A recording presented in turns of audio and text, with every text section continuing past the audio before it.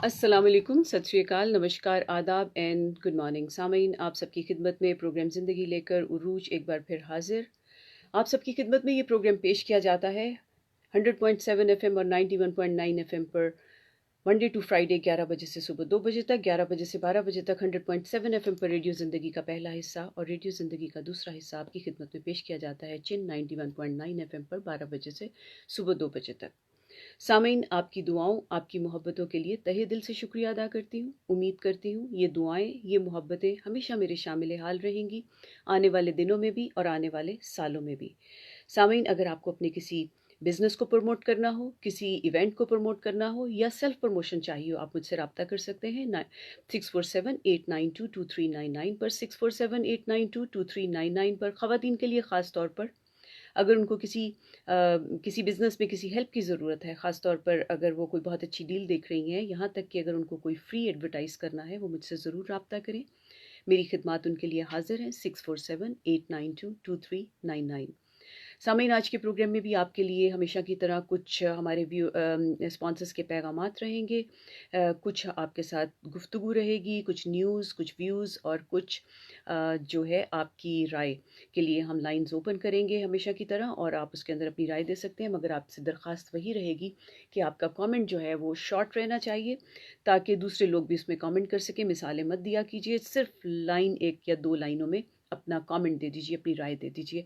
उसके लिए आप लोग मोर देन वेलकम है। मगर जब आप एक तो रुक रुक के बात करें और उसके अंदर अगर आप जो है मिसालें देने लगते हैं तो वो टाइम बहुत ले लेते हैं, बाकी सारे कॉलर्स जो हैं उसमें उनकी कॉल्स ड्रॉप हो जाती हैं और सबको मौका भी नहीं मिलता।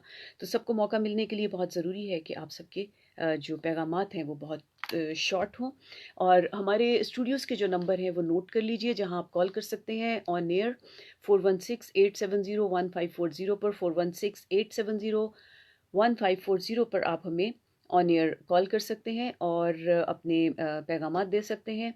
और अगर आप हमारे साथ फ़ेसबुक पर भी शरीक होना चाहें तो आप अरूज अरूज पर जाकर अपने हमारे साथ ट्यून इन हो सकते हैं। मगर उसमें आप अपने कमेंट्स जो हैं वो लिख सकेंगे, और लिख के हमारे साथ जो भी कमेंट शेयर करेंगे हम आपको उसके साथ आपके कमेंट का जवाब ऑन एयर भी दे देंगे, और फेसबुक पे तो आपको मिल ही जाएगा अगर आप फेसबुक पे। मगर मुझे मालूम है कि मेरे ज़्यादातर लिसनर्स जो हैं वो ड्राइव कर रहे होते हैं, और अगर ड्राइव कर रहे हैं तो इस वक्त ज़ाहिर है आप फेसबुक मत ऑन कीजिएगा। जो लोग ऐसी सहूलत रखते हों कि वो इस वक्त घरों पर हों तो वो ज़रूर फेसबुक पर जाकर हमारे साथ लाइव हो सकते हैं। और इसके अलावा आज की गुफ्तगू में कुछ थोड़ा सा कनेडियन पॉलिटिक्स और कुछ थोड़ा सा जो पाकिस्तान के हवाले से जो मायूस कुन सी सूरत हाल है उसके ऊपर थोड़ी सी गुफ्तगू रहेगी। आप लोगों की राय ली जाएगी, आप लोगों के लिए टेलीफोन लाइंस ओपन की जाएंगी, आप उसके अंदर फ़ोन कर सकते हैं 4168701540 पर, और आप अपने टेक्स्ट मैसेजेस भेज सकेंगे 6478922399 पर।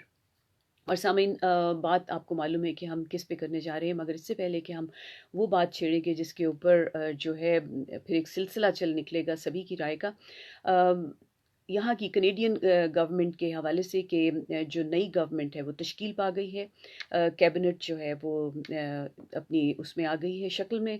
और इस बार चूँकि ज़्यादा बड़ा चैलेंज था, जस्टिन ट्रूडो की जो पार्टी है यानी लिबरल पार्टी की जो गवर्नमेंट है वो माइनॉरिटी की गवर्नमेंट है। पिछली बार तो उनके पास मेजॉरिटी थी तो उनके लिए थोड़ा सा आसान था इसको डील करना, मगर इस बार चूँकि माइनॉरिटी की है तो थोड़ा सा उनको अपनी ख्वाहिश या अपनी सोच के अलावा पॉलिटिकल डिसीजन भी लेने पड़े हैं मिनिस्ट्रीज़ देने के हवाले से। बहुत सी शक्लें जो हैं वो चेंज हुई हैं, मिनिस्ट्रीज़ से एक मिनिस्ट्री से हटकर दूसरी मिनिस्ट्री में चली गई हैं, उनके प्रोफाइल्स चेंज हुए हैं, और बहुत से लोग नए शामिल हुए हैं। पिछली बार जो थी कैबिनेट वो 31 मिनिस्टर्स पर मुश्तमिल थी, जबकि इस बार 37 मिनिस्टर्स शामिल किए गए हैं। 37 मिनिस्टर्स भी जो हैं वो की जो कैबिनेट है वो अभी भी उस कैबिनेट से छोटी है जो मिस्टर हार्पर जो थे उनकी जो सेकंड टर्म की जो कैबिनेट थी वो 40 लोगों पर मुश्तमिल थी, 40 मिनिस्टर्स पर।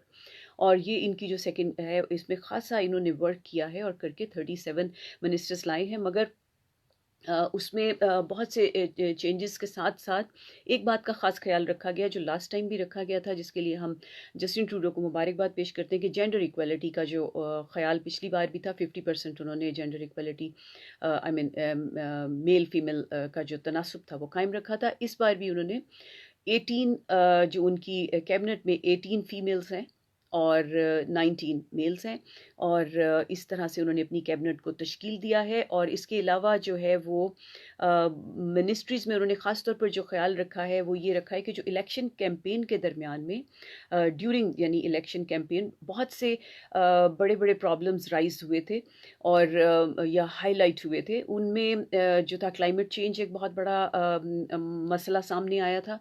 इसके अलावा जो था वो गन कंट्रोल का, यानी गन वायलेंस बहुत ज़्यादा बढ़ गया है। इसमें कोई शक नहीं कि अगर आप 2004 से अब तक का वो ले स्टेटिस्टिक्स लें तो आपको पता चलेगा कि ये डबल हो गया है और हर साल इसमें मज़ीद इजाफ़ा हो रहा है, कहीं भी वो रुका नहीं है मगर मुसलसल इजाफे में चलता चला जा रहा है। और उसको बहरहाल और इसके अलावा एक और बड़ी इम्पॉर्टेंट बात है इसमें कि ये गन वायलेंस जो है ये इसमें यूथ ज़्यादा से ज़्यादा इन्वॉल्व होती जा रही है, यहाँ तक कि 14 और 16 साल के बच्चे उसमें इन्वॉल्व है, जो बहुत एक अलार्मिंग मसला है।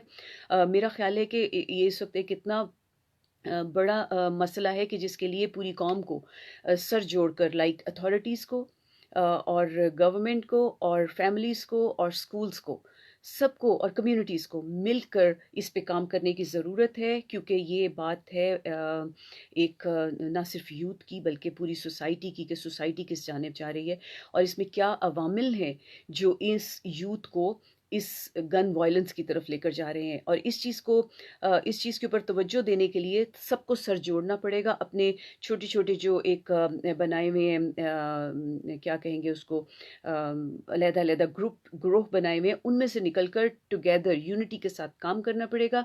और इसमें सिर्फ बहुत सी फंडिंग पुलिस को दी गई है इस सिलसिले में और दी जा रही है। बहुत अच्छी बात है। पुलिस फ़ोर्स का काम ज़्यादा और तवज्जो मांगता है, मगर उसकी प्रिवेंशन के लिए बहुत काम करने की ज़रूरत है। सिर्फ इन्फोर्समेंट से हम सब जानते हैं कभी भी काम जो है वो दुरुस्त नहीं होते। हम ये चाहते हैं कि यूथ इससे प्रिवेंट हो, यानी उसको वो इसमें मुलव्वस ही ना हो। ये बहुत इम्पॉर्टेंट बात है। उनकी तवज्जो 14 और 16 साल के बच्चे की ज़रूरियात और उसकी जो ज़िंदगी है वो स्पोर्ट्स और पढ़ाई या जो है गपशप में गुजरनी चाहिए, ज़्यादा से ज़्यादा टीवी प्रोग्राम्स में गुजरनी चाहिए। इस उम्र का गन्स के साथ क्या ताल्लुक? ये तो कोई बहुत मायूस इंसान ज़िंदगी से पता नहीं क्या-क्या कुछ सह चुका हो और उसके बाद उसको बेचारे को दिमागी तवाज़ुन उसका ठीक ना रहे, तो वो गन वायलेंस में जाए तो शायद कहीं पे कोई जस्टिफ़ाई हो सके, जो कि नहीं हो सकता किसी भी तरह। मगर यूथ 14-16 साल के बच्चे, 14 साल और 16 साल के बच्चों के तो प्रॉब्लम्स ही डिफरेंट होने चाहिए। तो ये मुझे तो इस कदर ये तकलीफ़ दे लगता है ये प्रॉब्लम कि इसको एड्रेस करने के लिए सिर्फ पुलिस फ़ोर्स को फंडिंग नहीं बल्कि मेंटल हेल्थ, स्कूलिंग, फैमिलीज़ की तवज्जो बच्चों की जानिब और कम्युनिटी का एक जो भाईचारा है वो बहुत इम्पॉर्टेंट है इसमें। और गौर करने की ज़रूरत है कि बच्चों में उनकी कौन-सी ऐसी शय है जो उनकी दिमागी जो केमिस्ट्री है उसको चेंज कर रही है कि वो स्पोर्ट्स की बजाय गन वायलेंस की तरफ जाएँ। This is very, very important. पिछले दिनों हमने डिस्कशन की थी काफ़ी लंबी, हैमिल्टन स्कूल में जो बुलिंग के जिस बच्चे को बुलिंग करते थे उसको फिर उसकी माँ के सामने उन्होंने मार डाला। ये भी एक बड़ा खौफ़नाक वाक़या था, बहुत खौफ़नाक वाक़या। अलावा इसके कि जो माँ का नुकसान हुआ, उस बच्चे की अपनी ज़िंदगी का नुकसान हुआ, ये एक पूरी कम्युनिटी के लिए बड़ा ही अफ़सोसनाक और शर्मनाक सा वाक़या है कि छोटे-छोटे बच्चे ऐसी चीज़ों में मुलव्वस हो जाएँ। तो इसके लिए बहुत ज़रूरी है हमें कि हम सब मिलकर इसमें काम करें, इसमें तवज्जो दें। यहाँ पे मेरा जी चाहता है कि मैं ये भी कहूँ कि जो पहला फैमिली सिस्टम था वो बहुत खूबसूरत था। उसमें मुझे ऐसा लगता है, हालाँकि अब हम समझते हैं कि दिस इज़ माय लाइफ़ का एक बहुत बड़ा हमने जो है एक चर्चा कर दिया है और हम समझते हैं कि ये अम किसी को हक नहीं हमारी ज़िंदगी में कुछ बात करने का। मगर पहले मैं अगर वापस जाऊँ अपने बचपन में, तो हमारे जो छोटा-सा एक टाउन था, मॉडल टाउन लाहौर, मैंने अक्सर ज़िक्र किया उसमें, सब जो बड़े लोग थे उन सब का हक होता था तमाम बच्चों पे कुछ कुछ भी कह देने का। और हम सब उनसे डरते भी थे कि हमें ये नहीं था कि हमारे वालिद ही किसी बात पे हमसे नाराज़ होने का हक रखते हैं, ये माँ ही रखती हैं, बल्कि कोई भी जो उस टाउन के जो बुज़ुर्ग हैं, वो हक रखते हैं कि वो हमें सरज़निश कर सकते हैं। और ये जो इससे बहुत से मामलात जो हैं वो सबकी नज़र में रहते थे, और बहुत से लोगों का उसमें शमूलियत रहती थी बच्चे की रेज़ करने में। ये बहुत बड़ी सेइंग है कि एक बच्चे को बड़ा करने के लिए गाँव एक पूरे विलेज की ज़रूरत होती है, और ये ऐसे नहीं कह दिया गया। बच्चे की जो दिमागी तरबियत हो रही है उसके लिए पूरे बहुत से लोगों की ज़रूरत होती है। यहाँ पर माँ-बाप भी मुयस्सर नहीं आते, क्योंकि माँ-बाप बेचारे सर्वाइवल के चक्कर में दोनों के दोनों काम में इस कदर जुटे होते हैं, और आम तौर पे अब तो सिंगल पेरेंट फैमिलीज़ बहुत ज़्यादा होती हैं, उसमें बहुत से जो है मसाइल भुगतने पड़ते हैं, और उसकी वजह से बच्चे नेग्लेक्ट होते हैं। उनका वो किन चीज़ों की तरफ एक्सपोज़ हो रहे हैं, ये बहुत इम्पॉर्टेंट मसला है। उनको देखने का किसके पास टाइम है। स्कूल में जाते हैं तो उनके पास उनकी अपनी डिवाइसेज़ होती हैं, उन डिवाइसेज़ पे वो किस चीज़ को से एक्सपोज़ हो रहे हैं, हमें नहीं मालूम। वीडियो गेम्स एक बहुत बड़ा रोल प्ले करती हैं, कि वीडियो गेम्स के अंदर आप जो है वो सिर्फ़ गन्स को जो यूज़ करने का जो एक तरीका है, बस एक यानी जो गेम्स हैं वो सारी गन्स से रिलेटेड हैं। वो मुझे लगता है कि बहुत बड़ा एक खराबी का बायस हैं, और बहुत सी चीज़ों पे नज़रसानी करने की ज़रूरत है, मिल-जुल कर स्कूल बोर्ड को और टीचर्स को और पेरेंट्स को, फैमिलीज़ को, कम्युनिटी को, पुलिस को, यानी एनफोर्समेंट इदारों को, गवर्नमेंट को, तो इन सब को मिलकर ये यूथ को अटेंड करने की ज़रूरत है। मेंटल हेल्थ बहुत सी जो है तवज्जुहात चाहिए होंगी। खैर, हम बात कर रहे थे ट्रूडो गवर्नमेंट की, तो उसमें इसको लेकर बहुत बड़ा एक जो है बहुत इसको इम्पोर्टेंस दी जा रही है कि, और बिल ब्लेयर जो हैं, जो पहले पुलिस चीफ भी थे, उनको इसका मिनिस्ट्री जो है ये सेफ्टी उसकी जो दी गई है। और इसके अलावा जो है फ्रीलांस जो हैं उनको डेप्यूटी प्राइम मिनिस्टर का ओहदा भी दिया गया है, और उनके ऊपर जो प्राइम मिनिस्टर ट्रूडो हैं उनका बहुत भरोसा है कि जो पिछले दिनों एक मामला चला था इनके साथ, अमेरिकन प्रेसिडेंट जो हैं डोनाल्ड ट्रंप, उनके साथ, उसको उन्होंने बहुत अच्छी तरह से रीनेगोशिएट किया, और वो समझते हैं कि वो बहुत काबिल हैं, वो उसको उसी तरह से उसको भी उसकी ज़िम्मेदारी भी उन्हीं के सपुर्द है।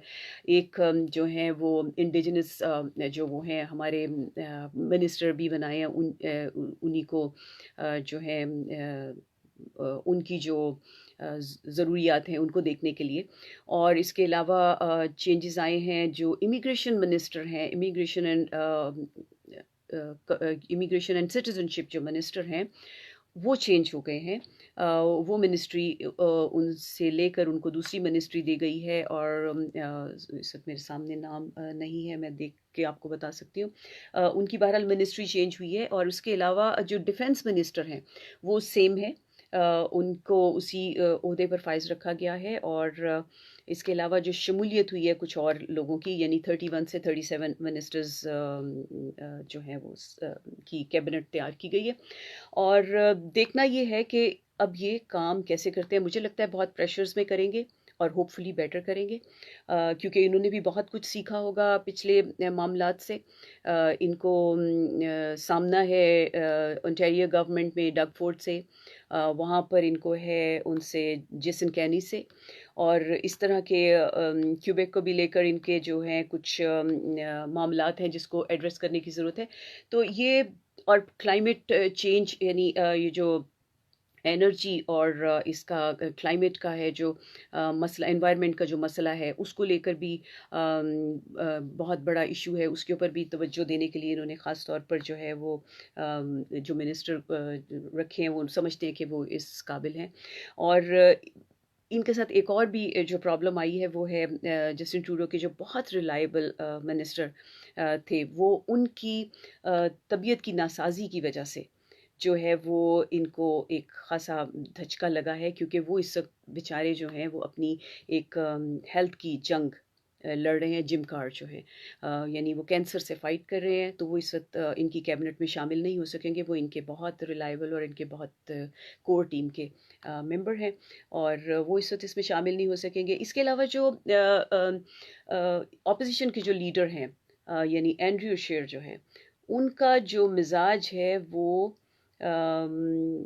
इस वक्त वो है वैसे का वैसा है। आई मीन ये कह सकते हैं आप कि जैसे उन्होंने पूरी कैंपेन के दौरान में अपने पॉजिटिव नुक्ते बताने की बजाय कंटिन्यूस वो ट्रूडो गवर्नमेंट पे तंज और तनकीद करते रहे। उनकी जितनी तकरीरें मैंने सुनी उसके अंदर वो शुरुआत उनकी होती थी इनके ऊपर तनकीद करते हुए ट्रूडो पर, और इख्तिताम भी उसी पर होता था। तो उसमें अगर कहीं वो कुछ ज़िक्र करते थे कि वो क्या करेंगे, तो वो शायद कहीं गायब हो जाता था, क्योंकि तनकीद ज़्यादा रहती थी। तो काफ़ी लोगों को इस बात से मायूसी थी, हमें भी बहुत मायूसी रही इस बात से, क्योंकि हम ये सुनना चाहते हैं कि आप क्या करेंगे। तो इन्होंने जो है अभी भी जो बयान दिया है इनकी तश्कील कैबिनेट तश्कील देने के बाद, वो उनका कहना है कि ट्रूडो की जो न्यू कैबिनेट जो लाइन अप हुई है, वो प्राइम मिनिस्टर ने की जो है वो डबल डाउन है कि the same faces and the same failures. तो ये उनका कमेंट था, और उन्होंने कहा कि कैबिनेट जो है वो पहले से बड़ी हो गई है और ब्लोटेड है, और जो है वो इसने पहले भी कोई काम नहीं किया। इन्होंने जो है अफोर्डेबिलिटी का क्राइसिस रहा है, इनकी वजह से इन्होंने अफोर्डेबिलिटी क्राइसिस क्रिएट किया है कनेडियन फैमिलीज़ के लिए। और एनर्जी सेक्टर में भी जो है वो समझते हैं कि इन्होंने अच्छा काम नहीं किया और डिलीवर नहीं कर सके, और नेशनल यूनिटी क्राइसिस भी जो है वो क्रिएट हुआ है, बड़ा है। इसके साथ साथ इन्होंने ये भी कहा है कि इनको मतलब इन्होंने अपना कोई इतना एतमाद इस पे नहीं शो किया, तो ज़्यादातर एक्यूज़ किया है। मगर जो डेमोक्रेट लीडर जगमीत सिंह हैं, उनका ये कहना है कि हमें इससे गर्ज़ नहीं है कि कैबिनेट मिनिस्टर्स कौन हैं, हमें इससे गर्ज़ है कि कैबिनेट मिनिस्टर्स क्या करते हैं। और इसके अलावा उन्होंने ये भी कहा है कि जो गवर्नमेंट जो भी कमिटमेंट्स इस कैबिनेट की इस गवर्नमेंट की मिनिस्टर्स की रहेंगी, हम उनके साथ मिलकर काम करेंगे, और हम उनके साथ बिल्कुल मतलब पूरा जो है वो काम डिलीवर करने की कोशिश करेंगे। और उन्होंने ये भी कहा है कि हम we are ready when they are ready to work to protect and create jobs, तो हम और या make life more affordable, invest in the services people needs, and ensure real steps are taken to fight the climate crisis. तो उन्होंने कहा है कि हम उनके साथ हैं, will work with the prime minister and his new cabinet. तो इनका कुछ पॉजिटिव आया। मेरा ख्याल है कि थोड़ा सा टेस्ट तो करना ही चाहिए शुरू में कि ये किस तरफ जाएगा मामला, और टाइम देना चाहिए। और इन्होंने भी ज़ाहिर है गवर्नमेंट ने कुछ ना कुछ लर्न किया होगा, जो कोताहियाँ इनसे पहले हुई हैं उनसे कुछ बचने की कोशिश करेंगे, उनको मतलब उन गलतियों से बचने नहीं बल्कि उनको अवॉइड करेंगे, और बेहतरी के लिए कुछ काम करेंगे। तो लेट्स सी। और हमारा भी हर इंडिविजुअल का ये काम है कि हम अपना अपना रोल प्ले करें, जहाँ जहाँ जो जो कंट्रीब्यूट कर सकते हैं वो हम ज़रूर करें। और दूसरी बात जो मैं करना चाहूँगी अब, ये तो हो गई एक कनेडियन गवर्नमेंट के हवाले से बात, और हम विश करते हैं लिबरल गवर्नमेंट को और जस्टिन ट्रूडो जो हमारे नए प्राइम मिनिस्टर हैं उनको मुबारकबाद पेश करते हुए, और हम उनको बेस्ट विशेस के साथ ये जो है विश करते हैं कि वो अपने तमाम तर वादों को पूरा कर सकें, और जो ये इतनी खूबसूरत कंट्री है कनाडा, इसकी जो खूबसूरतियाँ हैं उनको कायम रखने और उनको उनसे मज़ीद बेहतर लेवल पर ले जाने में जो है वो हो सके, कामयाब हो सके। और यही इस दुआ के साथ हम जो है आगे बढ़ते हैं। अब एक और जो न्यूज़ ख़ास है जो पाकिस्तान के हवाले से, जिसको लेकर बड़े दिनों से चर्चा रही, और खुदा जाने मेरा तो उसके ऊपर बात करने को मतलब उस चर्चा को सुनने या उसको देखने को जी नहीं चाहता रहा। मगर 2 दिन पहले जो वो फ़िल्म एक इख्तिताम को कह लीजिए काइंड ऑफ पहुँची, तो थोड़ी तवज्जो कुछ मेरे जो कॉलर्स हैं उन्होंने भी मैसेज किए कि इसके ऊपर बात की जाए आज। तो मैंने सोचा कि इसके ऊपर बात कर ही ली जाए कि नवाज़ शरीफ के हवाले से। तो नवाज़ शरीफ भी भाग गए, और मिस्टर मुशर्रफ भी भाग गए थे। और वो तो खैर एक मिलिट्री के ओथ लिए हुए ऑफिसर थे और फिर भी भाग गए थे। और जो जुल्फ़िकार अली भुट्टो थे वो नहीं भागे, और बेनज़ीर भुट्टो जो थी वो खुद चलकर आईं वार्निंग के बावजूद, और बेचारी अपनी जान भी दे गई। और आज मैंने जो एक क्लिप सुना वो बहुत ही शर्मनाक था, और उसको सुनकर मुझे अपने अब्बा का अब्बा का शेर नहीं, मतलब है तो इलामा इकबाल का शेर, मगर हमारे अब्बा हमें वो शेर सुबह के नाश्ते में, रात के खाने में इस तरह सुनाते थे जैसे खाने के साथ कोई विटामिन्स दी जाती हैं बच्चों को। तो वो हमारे लिए एक विटामिन्स का काम था कि उस शेर को जाने वो कहाँ से ले आते थे, और वो ज़रूर उसको उनको पढ़ना होता था। ए तायरे लाहूती, इस रिस्क से मौत अच्छी, जिस रिस्क से आती हो परवाज़ में कोताही। तो ये शेर मुझे यूँ याद आया कि जब मैंने एक क्लिप देखा जो किसी ने व्हाट्सएप पे भेजा था, मुझे इस वक्त मिला नहीं, मगर मैं आपको ज़रूर सुनवाती, अगर किसी वक्फे के दौरान में मैं उसको ढूंढ पाई तो मैं आपके साथ ज़रूर शेयर करूँगी। जब नवाज़ शरीफ वहाँ पहुँचे हैं लंदन में, तो लोगों ने उनको जिस तरह इस्तकबाल किया है, जो कुछ उनको कहा है, वो नारे लगा रहे हैं कि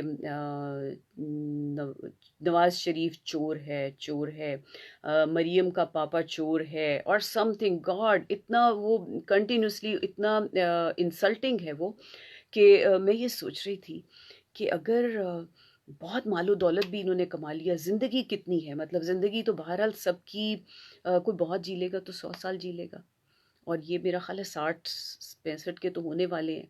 कितने और साल रह गए, कितना खा लेंगे, कितना अपनी औलादों के लिए छोड़ देंगे। मगर ये जो ज़िल्लत है पल पल की, हर जगह जहाँ जाएं कोई आपको चोर कहे, कोई आपको गुंडा कहे, कोई आपको कुछ कहे, कोई आपको करप्ट इंसान कहे, क्या इसका फ़ायदा? आई डोंट नो, मतलब इसमें ज़िंदगी का मज़ा है या नहीं है, ये क्या है, मुझे ये भेद समझ में नहीं आया कि इसको ये इस कदर इग्नोर करके कैसे जी सकते हैं। तो वो क्लिप मैंने हाफ वे बंद कर दिया, क्योंकि मेरे में सुनने की सकत नहीं थी जिस तरह से वो इनको ह्यूमिलेट कर रहे थे। मगर इन्होंने जो है अपना सिलसिला जारी रखा, इनको 2-3 बार मौका मिला, और अब अम, वहाँ ठहरते देखते कि इनके साथ क्या फ़ैसला होता है। हमारी अदालतें भी कुछ फ़ैसला करती, और जो हमारे अफ़सोस की जो मकाम है वो ये है कि अ, इनको अपने इलाज के लिए पाकिस्तान से बाहर जाना पड़ा। यानी इन्होंने अपने दौरे हुकूमत में एक भी हॉस्पिटल ऐसा नहीं बनाया कि जिसमें ये समझते हैं कि इनका इलाज ठीक से हो सकता था। यानी इन्होंने किया क्या?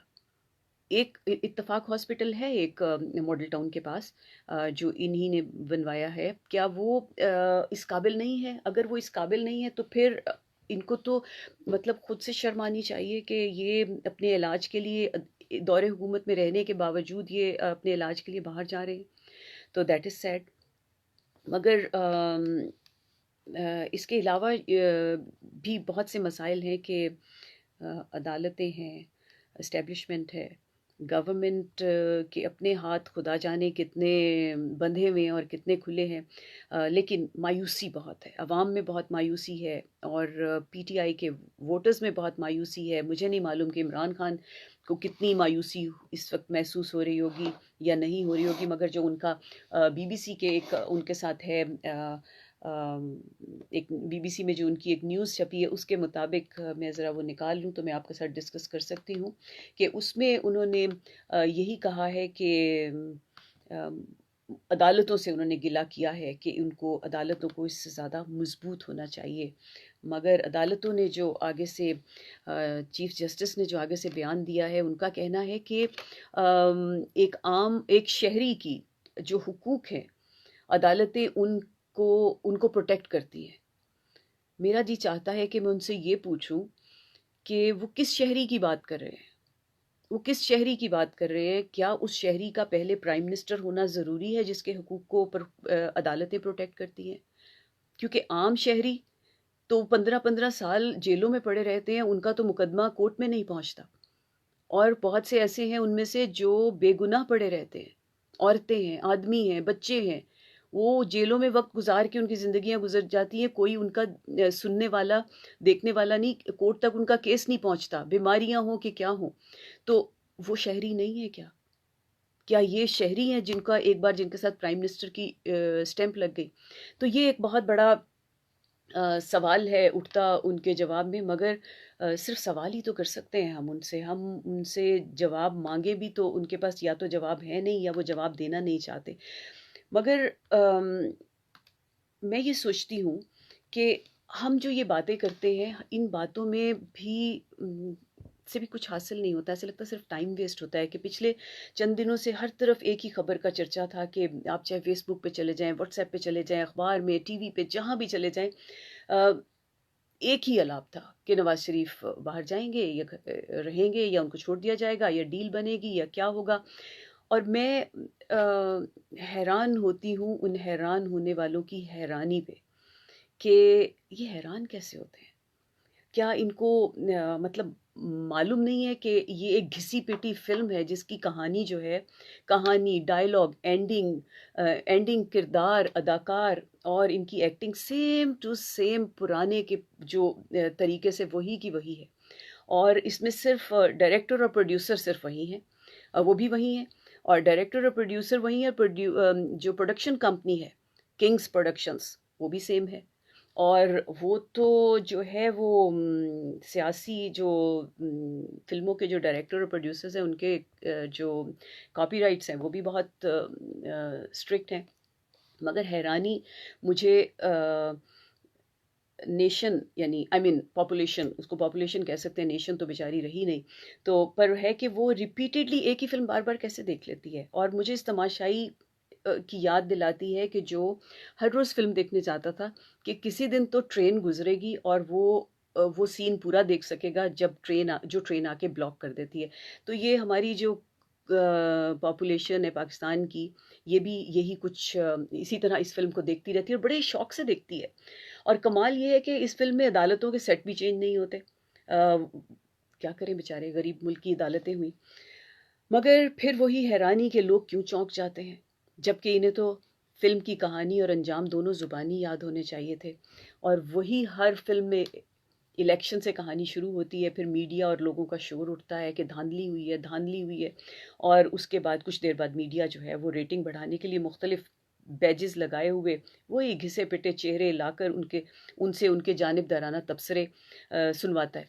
और फिर हुकूमत कायम हो जाती है और फिर जो ये पॉपुलेशन है वो और मीडिया मिलकर हुकूमत को तनकीद करने लगते हैं। और उसके बाद टीवी, सोशल मीडिया, अखबार और रेस्टोरेंट्स, हत्ता कि घर में होने वाली दावतों में भी हुकूमत पर तनकीद करते सब लोग दिखाई देते हैं। लेकिन अगर कोई सियासतदान किसी को मिल जाए तो उसके साथ तस्वीर बनवाना कभी मिस नहीं करते। और ये भी, मगर जो लफ्ज़ मुनाफिक है वो अपने माने खो चुका है। और बल्कि लफ्ज़ मुनाफिक ने खुद को इतना इग्नोर होते हुए देखकर शायद लुगत से अपने आप को खुद ही डिलीट भी कर लिया है। गर्ज ये है कि आईना देखे बिना सब के सब मिलकर करप्शन को बुरा भला कहते हैं। और फिर फिल्म के आखिर तक पहुंचते पहुंचते डायरेक्टर और प्रोड्यूसर जिन्होंने पैसा लगाया होता है और फिर कमाना भी होता है, और जिन्होंने फिल्म के मरकजी ख्याल से लेकर कहानी, किरदार और अंजाम सब लिखा होता है, वो अपनी एंट्री डालना नहीं भूलते। बस फिर वो अपने बारोब लिबास में फिल्म में एंटर होते हैं। और अगर बाहर की कोई बड़ी फिल्म इंडस्ट्री या कोई प्रोडक्शन कंपनी जो है वो हीरो को एंड में मारने पर जोर ना दे, तो ये अपनी दो चार एंट्रीज देकर फिल्म को एंड करने की तरफ ले जाते हैं और इनको सिर्फ दो एंडिंग्स पसंद हैं। वो अपनी हर फिल्म में इन्हीं में से एक को चूज़ करते हैं, इनमें से एक ही एंडिंग को चूज़ करते हैं। दोनों में सियासतदानों को पार्लियामेंट से घरों को जाने का हुक्म दिया जाता है और फिर या तो खुद हुकूमत संभाल लेते हैं और मुल्क को 10 साल के लिए खुद तहस नहस करने का प्लान बनाने लगते हैं, या नई फिल्म की तैयारी का फरमान जारी कर देते हैं और इन्हीं खुद गर्ज करप्ट बेहिस नालायक एक्टर्स में से किसी और को चूज़ करके सेम फिल्म फिर से बनाने लगते हैं। शायद कोई और एंटरटेनमेंट नहीं है तो हुजूम के पास, तो इसीलिए हुजूम जो है फिर वही फिल्म देखने चल पड़ता है। अब मसले दो हैं। नंबर एक तो ये है कि नए डायरेक्टर या प्रोड्यूसर कहाँ से आए, कि इसके बनाने के लिए जो है यानी डायरेक्टर्स और प्रोड्यूसर बनने के लिए भी कई चीज़ें दरकार हैं, जिसमें इंडस्ट्री में पुराने लोगों की बदमाशी तोड़ने की ताकत भी होनी चाहिए, नंबर 2 माल भी होना चाहिए, वो भी माले गनीमत। और नंबर 3 दिमाग, जिसको हम इंटेलेक्चुअल्स कहते हैं, वो कहाँ से लाएं। और नंबर 4 है सच्चा जज्बा, वो भी मुस्तकिल मिजाजी के साथ। ये तो बहुत मुश्किल से काम है। अब दूसरा मसला जो है वो इससे भी बढ़कर है, और वो है ऑडियंस का, शायकीन। लोग देखते क्या हैं, डिज़र्व क्या करते हैं, क्योंकि फ़िल्म तो आमतौर पर लोगों के कैलिबर को देखकर बनाई जाती है, और वो बदले तो प्रोड्यूसर कुछ नया ड्रामा पेश करे।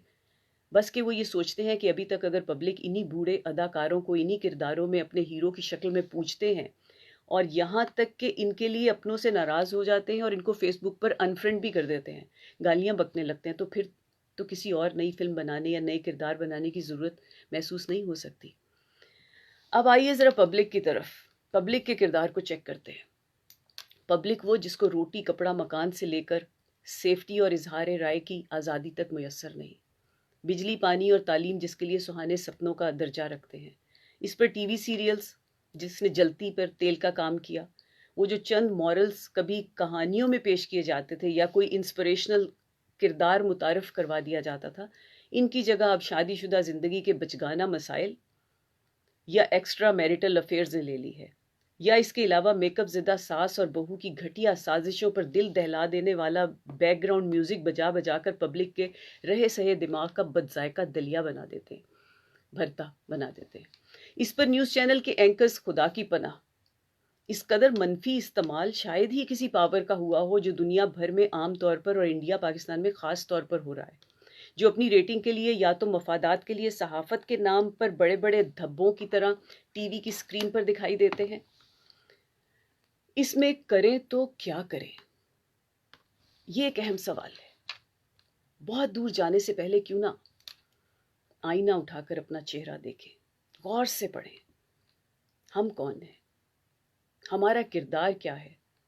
शायद हम इनमें से हों जिन्होंने मुल्क या सोसाइटी को नुमाया नज़र आने वाला नुकसान ना पहुंचाया हो, मगर कहीं हम उन मुनाफिकीन में से तो नहीं जो जानते बूझते बवक्ते ज़रूरत या हस्बे ज़रूरत या हस्बे मुकद्दर किसी भी काबिल एतराज़ या काबिल मुज़म्मत शख्स या गिरोह के ताल्लुक़ को कभी मीठी गोली तो कभी कड़वी गोली समझकर निगल लेते हैं।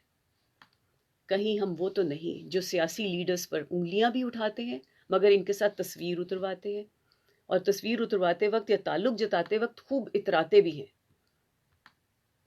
कहीं हम इनमें से तो नहीं जो फेसबुक पर पहलवानी दिखाते हैं और साफ दिखाई देने वाले इखलाक से गिरे कामों में मुलव्विस लोगों के साथ इनके असर और रसूख की बिना पर ताल्लुक़ कायम रखते हैं। कहीं हम इनमें से तो नहीं जो अपना काम निकलवाने के लिए गधे को बाप बना लेते हैं। कहीं हम इनमें से तो नहीं जो किसी फ्रॉड या ज़मीर फरोश को सिर्फ इसलिए दोस्त रखते हैं कि वो किसी छोटे मोटे काम आ जाएगा। कहीं कहीं हम इनमें से तो नहीं जो इस खौफ से किसी बेगुनाह के हक में न आवाज़ उठाते हैं न गवाही देते हैं कि वो बेगुनाह कमज़ोर होने की बिना पर हमारे लिए किस फ़ायदे का, या कहीं बारसूख हमसे खफा ना हो जाए। कहीं हम अपने फ़ायदे के लिए किसी दूसरे को नुकसान पहुंचता देखकर भी ज़मीर को सुला देने वालों में से तो नहीं। कहीं हम इनमें से तो नहीं जो फ्रॉड झूठ गैर इखलाकी हरकतें करने वालों से खुद को मुकम्मल तौर पर डिटैच नहीं कर सकते। कहीं हम उनमें से तो नहीं जो कहीं हम उनमें से तो नहीं जो बुराई देखकर ये तो नहीं कहते अरे ये सब चलता है, क्योंकि ये सब वो गंदगी है जिसमें तमाम बुराइयां पलती हैं, परवान चढ़ती हैं और फिर फैलती हैं, कि आईना देखे बिना सब मिलकर करप्शन को बुरा कहते हैं।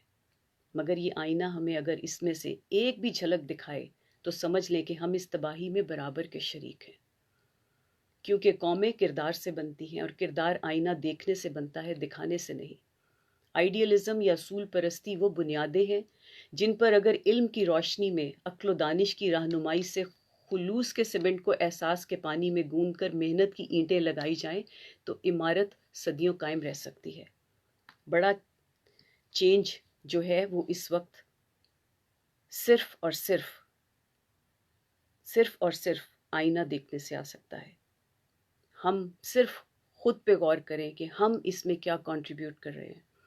यानी इस सतह से गिरती हुई सियासत हो, या सतह से गिरते हुए इखलाकियात हों, या पब्लिक डीलिंग हो, आपस के बिहेवियर्स हो, या ज़िंदगी की चॉइस हो, कोई भी चॉइस हो, हम उसमें अगर आईना नहीं देखेंगे, खुद को नहीं संवारेंगे। मैंने कितने लोगों को मैं जानती हूँ कि जो ये कहकर ऐसे लोगों को ना सिर्फ ये कि मिलते जुलते हैं, उनकी दावतों में जाते हैं, उनको अपने स्टेज पर बुलाकर मौका देते हैं कि वो कुछ अपने आप को कुछ मतलब कुछ दिखा सके। आपको मालूम है कि वो लोग गलत लोग हैं, आप उनको प्रमोट कर रहे हैं, आप उनको एंडोर्स कर रहे हैं। ऐसे कई लोगों को मैंने यहाँ टोरंटो की भी बात कर रही हूँ, मैंने उनको बाकायदा बात करके कहा है कि आप ये क्या कर रहे हैं, आप क्यों एक जो एथिकली रॉन्ग इंसान है, जो किसी फ्रॉड में या किसी गलत हरकतों में मुलव्वस है, आप उसको क्यों अपने स्टेज पर जगह देते हैं। और उन्होंने आगे से बात करने से जैसे भाग जाता है इंसान, मुझसे बात नहीं करें, मुझसे बात नहीं करें, मुझसे बात नहीं करें। आप ये क्यों कर रहे हैं? और फिर आप आवाज़ उठाते हैं कि मैं कोई एक्टिविस्ट हूँ। जब एक्टिविस्ट का काम वो लोग करने लगे, यानी गलत प्रोफेशन में जब लोग आ जाते हैं तो भी काम ख़राब होते हैं, और जब गलत टाइटल्स अपने लिए लगा लेते हैं तो भी काम ख़राब होते हैं। बहुत से लोग राइटर्स हैं, बहुत से लोग शायर हैं, बहुत से लोग एंकर्स हैं, और बहुत से लोग जो है वो ये कुछ अपने ऐसे चलाते हैं, एसोसिएशंस चलाते हैं, और उनके स्टेज पर आप ऐसे लोगों को इंडोर्स करते हैं जो लोग आपकी जो सोसाइटी को की सतह को गिराते हैं, या सोसाइटी में एक ऐसा रोल प्ले करते हैं। तो आप क्या मैसेज देते हैं अपने आने वाली जनरेशन्स को? यही ना कि ये सब चलता है। वो क्या सीखेगी और वो क्या करेगी, क्या तवक्को रखेंगे? आज क्यों कंफ्यूज है नौजवान नस्ल? बेचारी मेहनत कर रही है, अपने लिए रास्ते ढूंढ रही है, मगर किधर जाए, किसको अपना रोल मॉडल बनाए?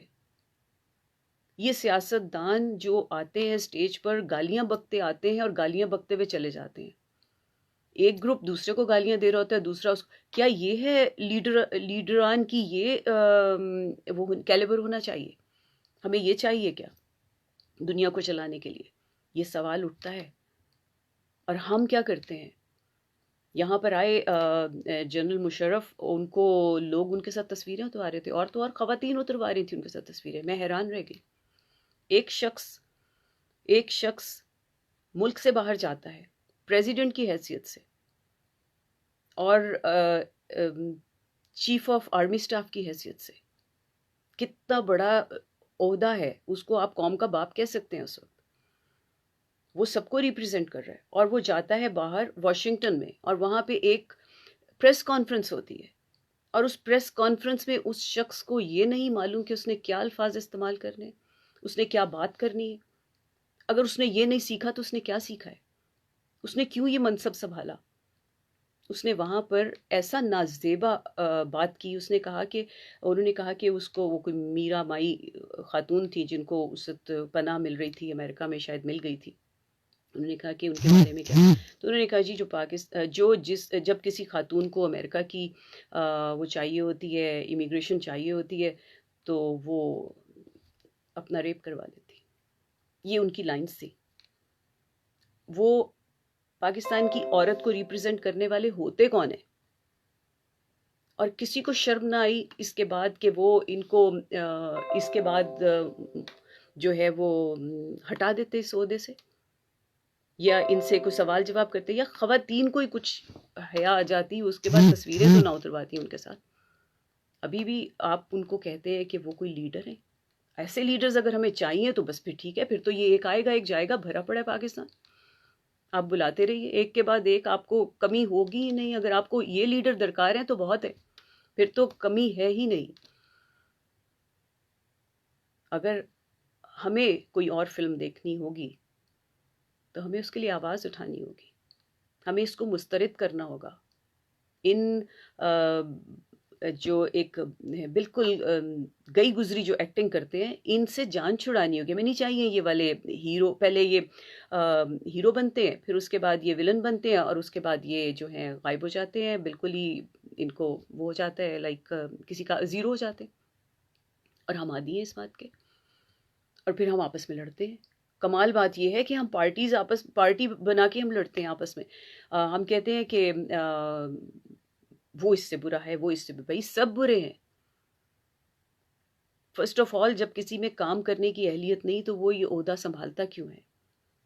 ना काम करना आता है, ना बात करनी आती है, सिर्फ इनको। और अब भाग जाते हैं बाहर जब खुद बीमार होते हैं। वैसे आप किसी आम इंसान के लिए कोई हॉस्पिटल आप नहीं कायम कर सकते, खुद आप बाहर भाग जाते हैं।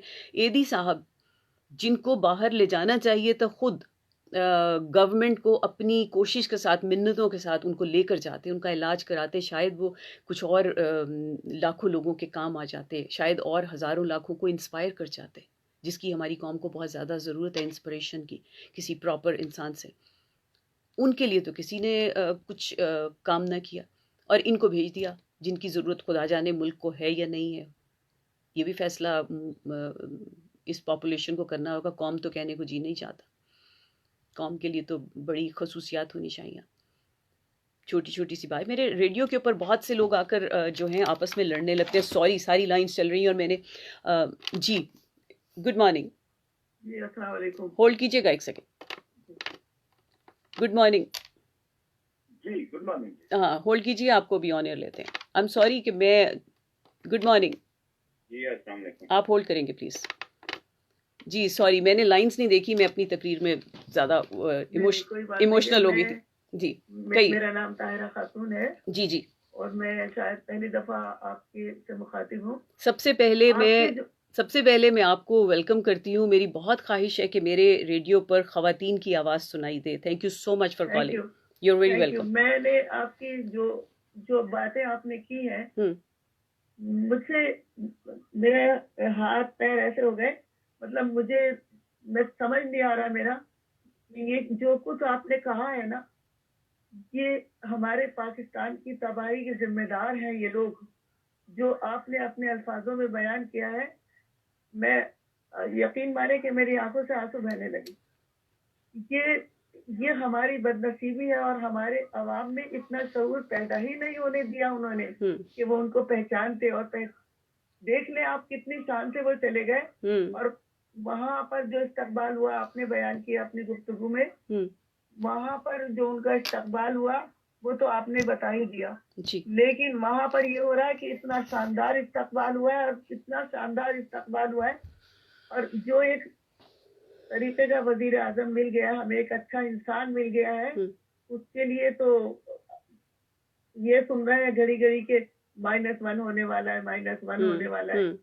पता नहीं, मैं सोचती हूँ कि कितनी मोहब्बतों से और कितनी कुर्बानियों से और कितनी मेहनत से ये पाकिस्तान बना था, और ये किन किन हाथों में खेल रहा है कि इन्होंने तबाह कर दिया इसको बिल्कुल, और अंजाम उनके सामने ही है। देखिए वो पैसा भी कहाँ खर्च हो रहा है। सही। आपने बेहतरीन गुफ्तगू की है, मेरे पास वो अल्फाज नहीं है कि मैं उनकी तारीफ कर सकूं। दिल की बात की है। मैं समझती हूँ कि आपने पूरा तस्वीर दिखा दी है 40 साल 50 साल की, जो कुछ वहाँ पे होता रहा होगा, उससे जब हमें होश नहीं था उससे पहले, या हमारे सामने जो हुआ, तो हमें ये समझ ही नहीं आ रही थी कि ये हो क्या रहा है। राइट। पाकिस्तान तो तबाह हो रहा था। बिल्कुल सही। बहुत हमारी समझ में आया है जब ये बिल्कुल खत्म हो गया पाकिस्तान, और आवाम परेशान हाल, मतलब हर चेहरे पे वहशत है, हर चेहरे पे परेशानी। कोई शक नहीं, कोई शक नहीं। ये सरबरा जो सरबरा होता है मुल्क का, वो तो एक बाप की तरह होता है। बिल्कुल। और अगर वो बाप नहीं बन सकता तो उसको उससे इस्तीफा दे देना चाहिए। कुछ तो जमीर रखे अभी भी वो तैयार है कि वो फिर आएंगे, दोबारा करेंगे। हालांकि मुझे तो खैर अब यकीन नहीं है कि वो जाएंगे कि, मगर ये जिंदा कैसे है, इतनी जिल्लत के बाद ये जिंदा कैसे है, ये सब हैरानी है। आपके जो अल्फाज हैं वो मेरे दिल में नक्श बन गए। इतनी अच्छी गुफ्तगू आपने की है, मैं आपका ज्यादा टाइम नहीं दूंगी क्योंकि और लोग भी आएंगे। जी बिल्कुल, बहुत सी लाइनें ऑन है। मैं सिर्फ, चूंकि खातून बहुत कम जी, फोन करती वो हैं, तो मैं मैंने आपको कुछ टाइम मैं ज्यादा ज्यादा दिया। ही बोल गई, जज्बाती हो गई सुन बायस्ड सुन के। बायस्ड मेरा जो है वो मैंने क्यों लेकिन मुझे इतने टाइम आपसे नहीं रहना चाहिए था। बहुत बहुत थैंक शुक्रिया यू। ताहिरा खान, और फोन बहुत करती थी। बहुत शुक्रिया थैंक यू। आपका, बहुत बहुत शुक्रिया। ठीक है, thank you. Ji good morning. आप होल्ड कीजिएगा, एक सेकंड में आपको ऑन एयर ले रही हूँ। जी गुड मॉर्निंग। Good morning. अस्सलाम वालेकुम रहमतुल्लाहि वालेकुम वबरकातुहू। अस्सलाम। आप होल्ड करेंगे। जी गुड मॉर्निंग। जी कहिए, आप ऑन एयर है। जी, आप जो डिस्कशन कर रही है बड़ी अच्छा आपसे है और बोली है। तो दूसरा ये है कि पाकिस्तान में कानून हर एक के लिए एक क्यों नहीं हो सकता?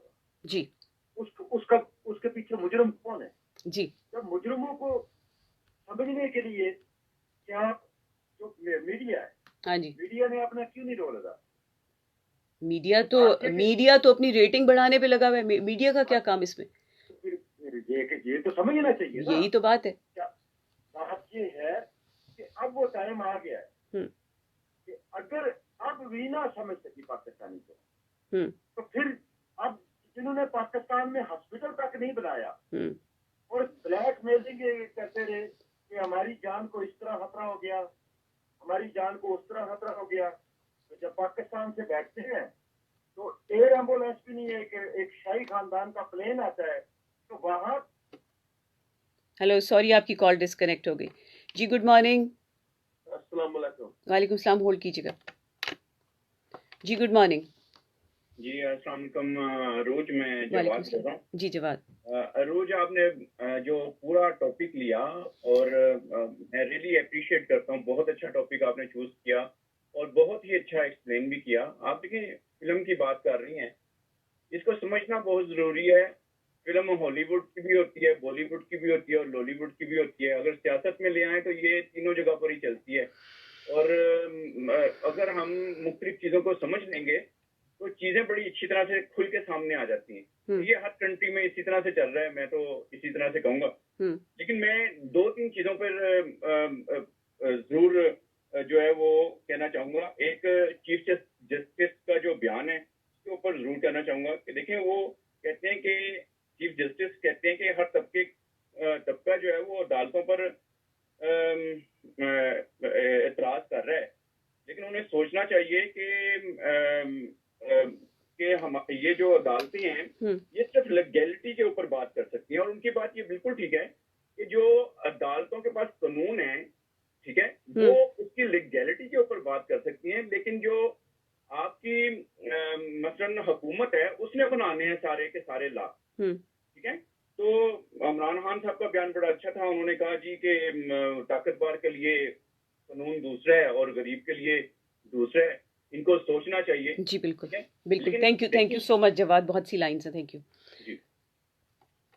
जी गुड मॉर्निंग। अस्सलाम वालेकुम। हाँ जी। मैं शुक्र खुदा का। एक मिनट, मैं हमारे साथ हमारे बड़े मोतबर जो हैं वो हमारे साथ इसमें फ़ेसबुक पे लाइव हैं। मैं उनको आदाब पेश करना चाहती हूँ। हमारे उस्ताद रज़ा अली ख़ान साहब, आपको हम आदाब करते हैं। आपका बहुत बहुत शुक्रिया, आप हमारे साथ हैं इस वक्त इस महफ़िल में। और सुहेल भाई, आपका भी बहुत बहुत शुक्रिया। नदीम ज़फ़र बड़ी दूर से वॉच कर रहे हैं आप, तो आप वेलकम ऑन माय शो जी। कोई कमेंट हो तो ज़रूर दीजिएगा, हम आप शेयर करेंगे। दीबा, हमारी बहुत अच्छी दोस्त दीबा जैदी पाकिस्तान से जो हैं वो हमारे साथ इस वक्त साथ हैं और बड़ी बहुत प्यारी दोस्त हैं और खुश रहें हमेशा। तो और बाकी लोगों के नाम ऊपर चले गए, मैं पढ़ नहीं सकती, तो जितने लोग मेरे सामने हैं मैंने उनका नाम लिया। जी कैरी ऑन सुहेल भाई। जी हमारे बहुत ही प्यारे कॉलर हैं और वो मोहतरमा हमारी बाजी हैं, मोहतरमा ताहिरा खातून जी। बहुत वो उनके दिल में हमेशा दर्द होता है पाकिस्तान के लिए। दर्द तो हम सबके दिल में है जी, मगर मैं सिर्फ उनके लिए अपनी दो बातों से इस कॉल को खत्म कर दूंगा कि सबसे ज्यादा जिल्लत और जिसे कहें कि सबसे ज्यादा जिल्लत अगर किसी को मिली थी तो वो शैतान को मिली थी, इब्लीस को मिली थी। जी, हमारे टीचर मेरे टीचर गुजरे। आई एम सो सॉरी। मशकूर रज़ा हमारे टीचर, मैं आपको बहुत सलाम करती हूँ आजिज़ी के साथ। थैंक यू सो मच, आप हमारे साथ हैं जी। सॉरी। माशाल्लाह जी माशाल्लाह। तो जिल्लत जो थी ना, शैतान को जो जिल्लत मिली थी ना कि उसने 40,000 साल इबादत की थी और उसके बाद उसे जो गुरूर की वजह से, जिल्लत से गुजरना पड़ा था, तो जिल्लत उसका मुकद्दर बनी, मगर उसने उस जिल्लत के ऊपर उसको शर्म नहीं आई और उसने उसके ऊपर जो है उसके ऊपर भी अल्लाह ताला से माफी नहीं मांगी, क्योंकि उसमें वो माफी का मादा नहीं था जी। तो ये इब्लीस जब लोगों के दिलों के अंदर घुस जाता है ना, जिन लोगों के दिलों में, तो उनमें से उन खानदानों में से एक खानदान है ये नवाज शरीफ का। जी तो बिल्कुल बिल्कुल इसलिए सही। इनको अपनी जिल्लत और इनको अपनी रुसवाई का कोई एहसास नहीं है। सही बात है। इस वजह से मेरी बहन तायरा खातून को मैं जवाब दे रहा हूँ जी कि आप बहुत भोली हैं। Thank you. ये जिल्लत का इनमें मादा नहीं है। Thank you so much Suhail भाई, thank you ji. Good morning. Good morning. आप एक सेकंड होल्ड कीजिए, मैं ज़रा अपने ये जो फेसबुक के मेरे साथ हैं मैं इनको थोड़ा सा सलाम दुआ कर लूँ।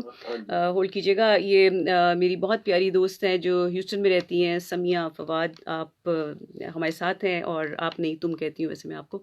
तो बहुत बहुत शुक्रिया रूबी अपा, थैंक यू सो मच, आप हमारे साथ हैं। और मशकूर रज़ा जो हमारे टीचर हैं, आर्ट टीचर, बहुत बड़े आर्टिस्ट हैं पाकिस्तान के, मैं आपको भी सलाम पेश करती हूँ, आप हमारे साथ हैं इस वक्त। और कुछ लोग और चेहरे गुजरे, प्लीज़ वापस वेव करें तो मुझे आप दिखाई दें, मेरे नाम थोड़े से मेरे जहन से निकल गए। और हमारे साथ मौजूद हैं, चलिए अब आप बात कीजिए, फिर सामने आएंगे तो मैं नाम साथ साथ। जी वालेकुम सलाम, शुक्र है खुदा का। आपने ना देखे जुबैर मकसूद साहब जी, अस्सलाम वालेकुम। सज्जाद अली रह रहे हैं ना जी। तो देखिए हमें रोटी कपड़ा और मकान यहाँ मिल रहा है, और सबको जो है ना आजादी से बात कर सकते हैं जी। देखिए हमारे हुक्मरानों ने जो हमारा हलाल किया है ना, जैसे हमारे एक फर्द पर तकरीबन 1.25 लाख से 1.5 लाख रुपए का कर्जा है 22-20 करोड़ आवाम पर जी। तो ये इन्होंने हम ऐसे किया कि जैसे एक मुर्दा जिस्म को गिद्धे नहीं खाती, इन्होंने ऐसे हमारे लोगों का जाना खाया है। तो बात रही देखिए आपने अब चीफ जस्टिस साहब की, अदारे तबाह हो गए हैं। अब एक आदमी या ये गवर्नमेंट मुल्क को एक बेहतर तरीके पर लाने की कोशिश कर रही है, तो ये चलने नहीं उसको दे रहे। आप देखें, आपने वो न्यूज तो पढ़ी होगी जिन्होंने लिखा है कि पाकिस्तान की अदालतें जो हैं रिचेज ऑफ द रिचेज। देखिए मुझे बताएं कितनी शर्मनाक बात है जी। तो ये जब तक हमारे अदारे, देखिए प्राइम मिनिस्टर है या प्रेसिडेंट है ना, वो तो मुल्क का बादशाह होता है, और काजी जो होता है ना, काजी का उससे भी बड़ा हाथ होता है मुल्क को चलाने के लिए। सही बात जब तक हमारी अदालतें सही फैसला नहीं करेंगी, हमारे जज जो बिकेंगे नहीं, हमारे मुल्क का जो है ना निजाम नहीं ठीक हो सकेगा। मैं तो यही कहूंगा, और हुकूमत को भी इस्लाह करनी चाहिए। प्रॉब्लम ये है कि ये हुक्मरानों के खिदमत के लिए काम करनी चाहिए, हुक्मरानी नहीं करनी चाहिए। अवाम के जो मसाइल है ना, जो रोटी कपड़ा मकान पानी के मसाइल है, सेहत के मसाइल है, उस पर काम करने की हमें बड़ी जरूरत है। और आपने बेहतरीन अक्कासी की है सिस्टम के ऊपर, अल्लाह ताला आपको खुश रखे। Thank you very much. आमीन जी, थैंक यू सो मच, जीते रहिए। और मैं शुक्रिया अदा कर दूं, हमारे साथ हमारे टोरंटो की बहुत अच्छी एक बड़ी मोतबर शायरा हमारे साथ इस वक्त ऑन एयर हैं, नसरीन सैयद साहिबा और मोहतरमा नसरीन सैयद, आपका बहुत बहुत शुक्रिया, आप हमारे साथ हैं। कोई कमेंट देना चाहें तो ज़रूर दीजिएगा। तस्नीम ज़की भाई, थैंक यू सो मच, आप भी वॉच कर रहे हैं। और हमारे साथ हमारे पाकिस्तान के एक बड़े ही आला शायर, क्या खूबसूरत शायरी करते हैं, और क्या आला नज़मों में भी इनका कमाल है, और गज़ल में तो है ही है, मकसूद वफ़ा, वो हमारे साथ हैं। और हमारी खुशनसीबी है कि इतने, और जैसा कि मैंने अभी ज़िक्र किया कि हमारे बड़े मोतबर बड़े ग़ुलाम अली साहब के ग्रैंडसन उस्ताद रज़ा अली ख़ान साहब जो हैं, वो इस पे फ़ेसबुक पे हमारे साथ हैं। और मैं अगेन आपको आदाब पेश करती हूँ, आपका बहुत बहुत शुक्रिया कि आप हमारे साथ इस महफ़िल में, हमारी महफ़िल में इतने प्यारे प्यारे लोग शामिल हुए हैं, तो इतनी खूबसूरत होगी। है मेरे टीचर मशकूर रज़ा जो बहुत बड़े आर्टिस्ट हैं हमारे पाकिस्तान के, और मेरी खुशनसीबी के मेरे टीचर रहे हैं आर्ट स्कूल में, वो भी हमारे साथ मौजूद हैं। और सर मशकूर, अस्सलाम वालेकुम। और इसके अलावा कुछ नाम गुजर गए जो मुझे अब दोबारा दिखाई देंगे तो मैं फिर उनका नाम ले सकूँगी, और आप लोग अगर दोबारा हाथ हिलाएंगे तो मुझे पता चल जाएगा। बहरहाल हम बात कर रहे हैं इस पे नवाज़ शरीफ का जो पाकिस्तान से जाना है, इतने अदालतों में भी मतलब पहुंचने के बाद उनको ये इजाज़त मिल जाना, और साफ दिखाई देते हैं, मतलब खुदा न खास्ता उनको कोई ऐसी प्रॉब्लम नहीं थी कि जिसका इलाज पाकिस्तान में ना हो सके, ऐसा कोई प्रॉब्लम नहीं था। और तो इससे साफ ज़ाहिर होता है कि कहीं पर कुछ जो है वो दाल में काला है। और हाँ, कुछ लोग ये भी कह रहे थे कि शायद कोई डील हो गई हो और उनसे कुछ पैसा वैसा ले ले। मैं ये समझती हूँ कि अगर ये तमाम के तमाम ये जो जिनको मैंने कहा था कि फ़िल्म के घिसे पिटे पुराने अदाकार हैं, जिनको ना एक्टिंग आती है ना कुछ काम करना आता है, अगर ये सब के सब जो इन्होंने पाकिस्तान से लूटा है, अगर ये वो पैसा दे दें तो इनको बेशक जाने दें, बल्कि भेज ही दें तो ज़्यादा अच्छा है। और ये जाएंगे तो इनको कहें अपनी तमाम जो जनरेशन्स हैं, अपनी औलादें सब ले जाएं वहाँ से, ताकि यहाँ पर नए जो हैं वो हीरोज़ आएँ, कुछ आम फैमिलीज़ के आएँ जो अंडरस्टैंड करते हैं कि एक आम इंसान का दुख क्या है, एक आम इंसान की प्रॉब्लम क्या है और उसको चाहिए क्या है। उसको जो स्ट्रीट लेवल की कोई ज़िंदगी के बारे में जिसको इल्म हो।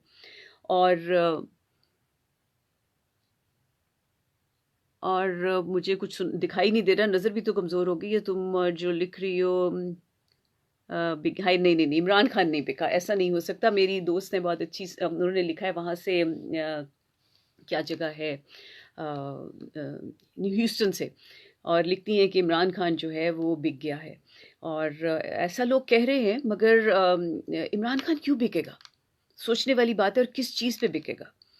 हाँ, इमरान खान एक मैं समझती हूँ कि कमज़ोरी हो सकती है इसमें सारे मामले में, और वो ये हो सकती है कि इमरान खान के बस में ना रहा हो। और अगर हम ये समझें कि वो इस बात पर इस्तीफ़ा दे दे कि अगर उससे ये कंट्रोल नहीं होता, हाँ, तो क्या करेंगे? अगर वो इस्तीफ़ा दे भी दे तो इसके बाद हमारे पास क्या चॉइस है? इन्हीं में से फिर एक आ जाएगा उठकर। तो अगर ये समझें कि इमरान खान अपने किसी इंटरेस्ट के लिए उसको कोई लालच दिया गया और इस वजह से बिक गया है, तो ये मेरे लिए मुश्किल है। हाँ, हाँ, यकीनन उसकी परमिशन से, वो कह रही हैं कि उसकी परमिशन से ही गया है, तो परमिशन से तो गया है, मगर उसकी परमिशन ऐसे शामिल है कि उसके हाथ टाइट हैं। एस्टेब्लिशमेंट जो है उसके हाथ तो पीछे से उसने बांधे हुए हैं। जो कुछ भी है, हम ये सब जानते हैं कि जो हमारी जो किंग्स प्रोडक्शन है, प्रोडक्शन कंपनी है, वो बहुत स्ट्रॉन्ग है पाकिस्तान में, और उसकी मर्ज़ी के बिना कोई भी कुछ नहीं कर सकता। भले वो प्राइम मिनिस्टर बन जाए, भले वो प्रेसिडेंट बन जाए, जब तक वो उनकी मर्ज़ी से चलता रहेगा और उनके अंडर कुछ काम करता रहेगा तो वो काम चलता रहेगा। जिस वक्त उसने कुछ अपनी मर्ज़ी करनी चाहिए तो उसके अंजाम हम सब देख चुके हैं, किसके साथ क्या होता है। और वही मैंने बताया था उसमें कि जो ये फ़िल्म बनती है उसके दो ही एंडिंग्स हैं, कि एक या तो वो उनको मतलब घरों को तो रुखसत करते हैं फ़िल्म के जो ख़त्म होने से पहले पहले, और उसके बाद वो अगर कोई बाहर से कोई पैगाम ना आए और उसको उसकी सफाई ना करनी हो तो फिर वो उसको जो है उससे मुअत्तल कर देते हैं। और पहले वो उनको हीरो बना के लाते हैं, फिर उनको विलन बनाते हैं, फिर विलन बनाने के बाद उनको ज़ीरो कर देते हैं, और हमें नहीं मालूम कि कब उस ज़ीरो को फिर से हीरो बनाकर खड़ा कर दें। और ऐसा ही हम कंटिन्यूस देखते चले आ रहे हैं। और मसला ये है कि इन प्रोड्यूसर्स को कुछ अक्ल करनी पड़ेगी, इन प्रोड्यूसर्स को कुछ सोचना पड़ेगा, क्योंकि इनकी किंगडम इस पाकिस्तान की वजह से चल रही है। अगर ये पाकिस्तान रहेगा तो इनकी किंगडम रहेगी, इनकी बादशाहत रहेगी। और अगर ये कि एंड इज़ नियर, पता नहीं किसका एंड नियर है। तो बहरहाल इसमें आप लोगों की अगर कोई राय है तो आप लोग ज़रूर हमारे साथ शेयर कर सकते हैं 4168701540 पर, 4168701540 पर आप हमें कॉल कर सकते हैं, अपनी राय दे सकते हैं। मगर जितने मेरे पास ये मैसेजेस इस पे टेक्स्ट मैसेजेस की सूरत में भी आ रहे हैं या इस पे भी आए हैं, उसमें तो सब में एक मायूसी है। और मैं यही कहूँगी कि मायूसी की बजाय गौर व फ़िक्र करना चाहिए और कुछ दुरुस्त करने का सोचना चाहिए। किसी बहुत बड़े मुफक्कर का कॉल है, एक तो मुझे नाम उनके याद नहीं रहते, उन्होंने कहा था कि जब तुम जी गुड मॉर्निंग होल्ड कीजिएगा, जब तुम दौड़ ना सको तो चलना शुरू कर दो, जब तुम चल ना सको तो रेंगना शुरू कर दो, और अगर रेंग भी ना सको तो भी उन्होंने कुछ कहा था कि हाथ पांव हिलाते रहो। तो कुछ तो करते रहना है, और कुछ करते रहने में जैसा कि मैंने पहले भी कहा था कि पहले तो आईना उठाना है और अपने चेहरे को देखना है, हम उसमें कहाँ तक मुलव्वस हैं, हमारा अपना क्या किरदार है। क्योंकि सबसे बड़ी प्रॉब्लम हर इंडिविजुअल के किरदार की है। सिर्फ सियासतदान करप्ट नहीं है, सिर्फ वो इदारे जो कानून नाफिज करते हैं वो करप्ट नहीं है, ये हम सब जानते हैं। उनके साथ एक आम इंसान का दिमाग करप्ट हो गया। ये वाकई मैंने कभी भी पहले भी कई बार शेयर किए हैं कि मैं ये वाकया जब बयान करती हूँ तो मेरे अंदर तकलीफ़ उठती है कि वहाँ के लोगों में ये एक्सेप्टेंस आ गई है कि वो जॉब्स जिनमें ऊपर की कमाई होती है, जिसको कभी बहुत मायूब समझा जाता था, उसके लिए अब वो प्लानिंग करते हैं, वो अपने बच्चों को पढ़ाते लिखाते हैं उस हिसाब से और उनको बताते हैं कि तुमने ये जॉब करनी है, इसमें ऊपर की बहुत कमाई है। जब ये एक्सेप्टेंस आ जाती है करप्शन के लिए, तो फिर सियासतदानों का क्या कसूर है? फिर तो आम इंसान करप्ट है, सिर्फ उसको उस लेवल का मौका मिल रहा है और सियासतदान को बड़े लेवल का मौका मिल रहा है, तो इसका मतलब है हम सभी उसमें खेल रहे हैं।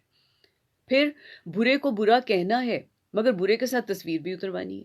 बुरे अगर आपको कह दे कि आपके यहाँ मैं आप मेरी दावत कर लें, आप उसकी कहेंगे हाँ जी मेरे ही यहाँ की जाए। आपका स्टेज उसको मिल रहा हो तो आप अपने स्टेज पे उसको भाग के बुलाना चाहेंगे। यहाँ पे मैंने लिखने वालों के किरदार ये देखे हैं। तो लिखने वाले अपने आप को दानिश्वर कहते हैं। अगर दानिश्वर यानी इंटेलेक्चुअल्स का ये किरदार हो जाएगा तो आम इंसान का किरदार क्या रहेगा? यानी उनके लिए ये बहुत बड़ी बात है कि उनके फोरम पर कोई ऐसा शख्स आ जाए जिसका कोई सियासी स्टेटस है, चाहे वो करप्ट तरीन इंसान है। यानी अगर आपकी इंटेलेक्चुअल का ये मयार है तो आपके आम इंसान का क्या मयार है? तो उस कौम में तो कोई भी लीडर बन के आ सकता है, किसी को भी बना दीजिए, बल्कि जितना करप्ट है उतनी अच्छी बात है। तो ये ऑन डिमांड चल रहा है, ये सारा जो ड्रामा है ये डिमांड पे चल रहा है। अपनी डिमांड चेंज कीजिए, और डिमांड चेंज करने के लिए आईना, वही मैं कहती हूँ हर एक को। सज्जाद अली हमारे साथ हैं और ये बहुत बड़ी बात है, और हमारे साथ अरशद हयात साहब हैं, राजन नईम साहब हैं, आज़ाद अफजल नाम मेरे से मिस हो गया, वही मशकूर रज़ा हमारे टीचर, नम जमाल और नसरीन सैयद साहिबा और सरवर गज़ाली साहब बहुत दूर से हमारे साथ शामिल हैं, तारिक राशिद शामिल हैं, अली सिद्दीकी साहब शामिल हैं, राबिया बानो रूबियापा हमारे साथ शामिल हैं, मकसूद वफ़ा बहुत बहुत शुक्रिया। बड़े ज़बरदस्त ब्रॉडकास्टर भी हैं और बहुत बड़े शायर भी हैं, समिया फवाद, सुहेल अहमद, उस्ताद रज़ा अली ख़ान साहब, अदीबा जैदी और सीमा हाशमी। सीमा हाशमी हमारी बहुत प्यारी भाभी हमारे साथ शामिल हैं और आप सबकी राय भी लेंगे। जी गुड मॉर्निंग। जी वालेकुम अस्सलाम। खाबर बात कर रहा हूँ। जी खाबर। सबसे पहले तो फुल डिस्क्लोजर के मैं नून लीग को सपोर्ट करता हूँ। ओके। लेकिन उसके बावजूद मैं जितना अनबायस रहना कोशिश करूंगा पूरी की मैं अनबायस। आप अभी भी नून लीग को सपोर्ट करते हैं? जी मैं बिल्कुल करता हूँ और ये मेरा हक है। नहीं पूरा हक है, हक नहीं मैं नहीं मैं हक नहीं छीन रही, मैं तो सिर्फ आपसे पूछ रही हूँ।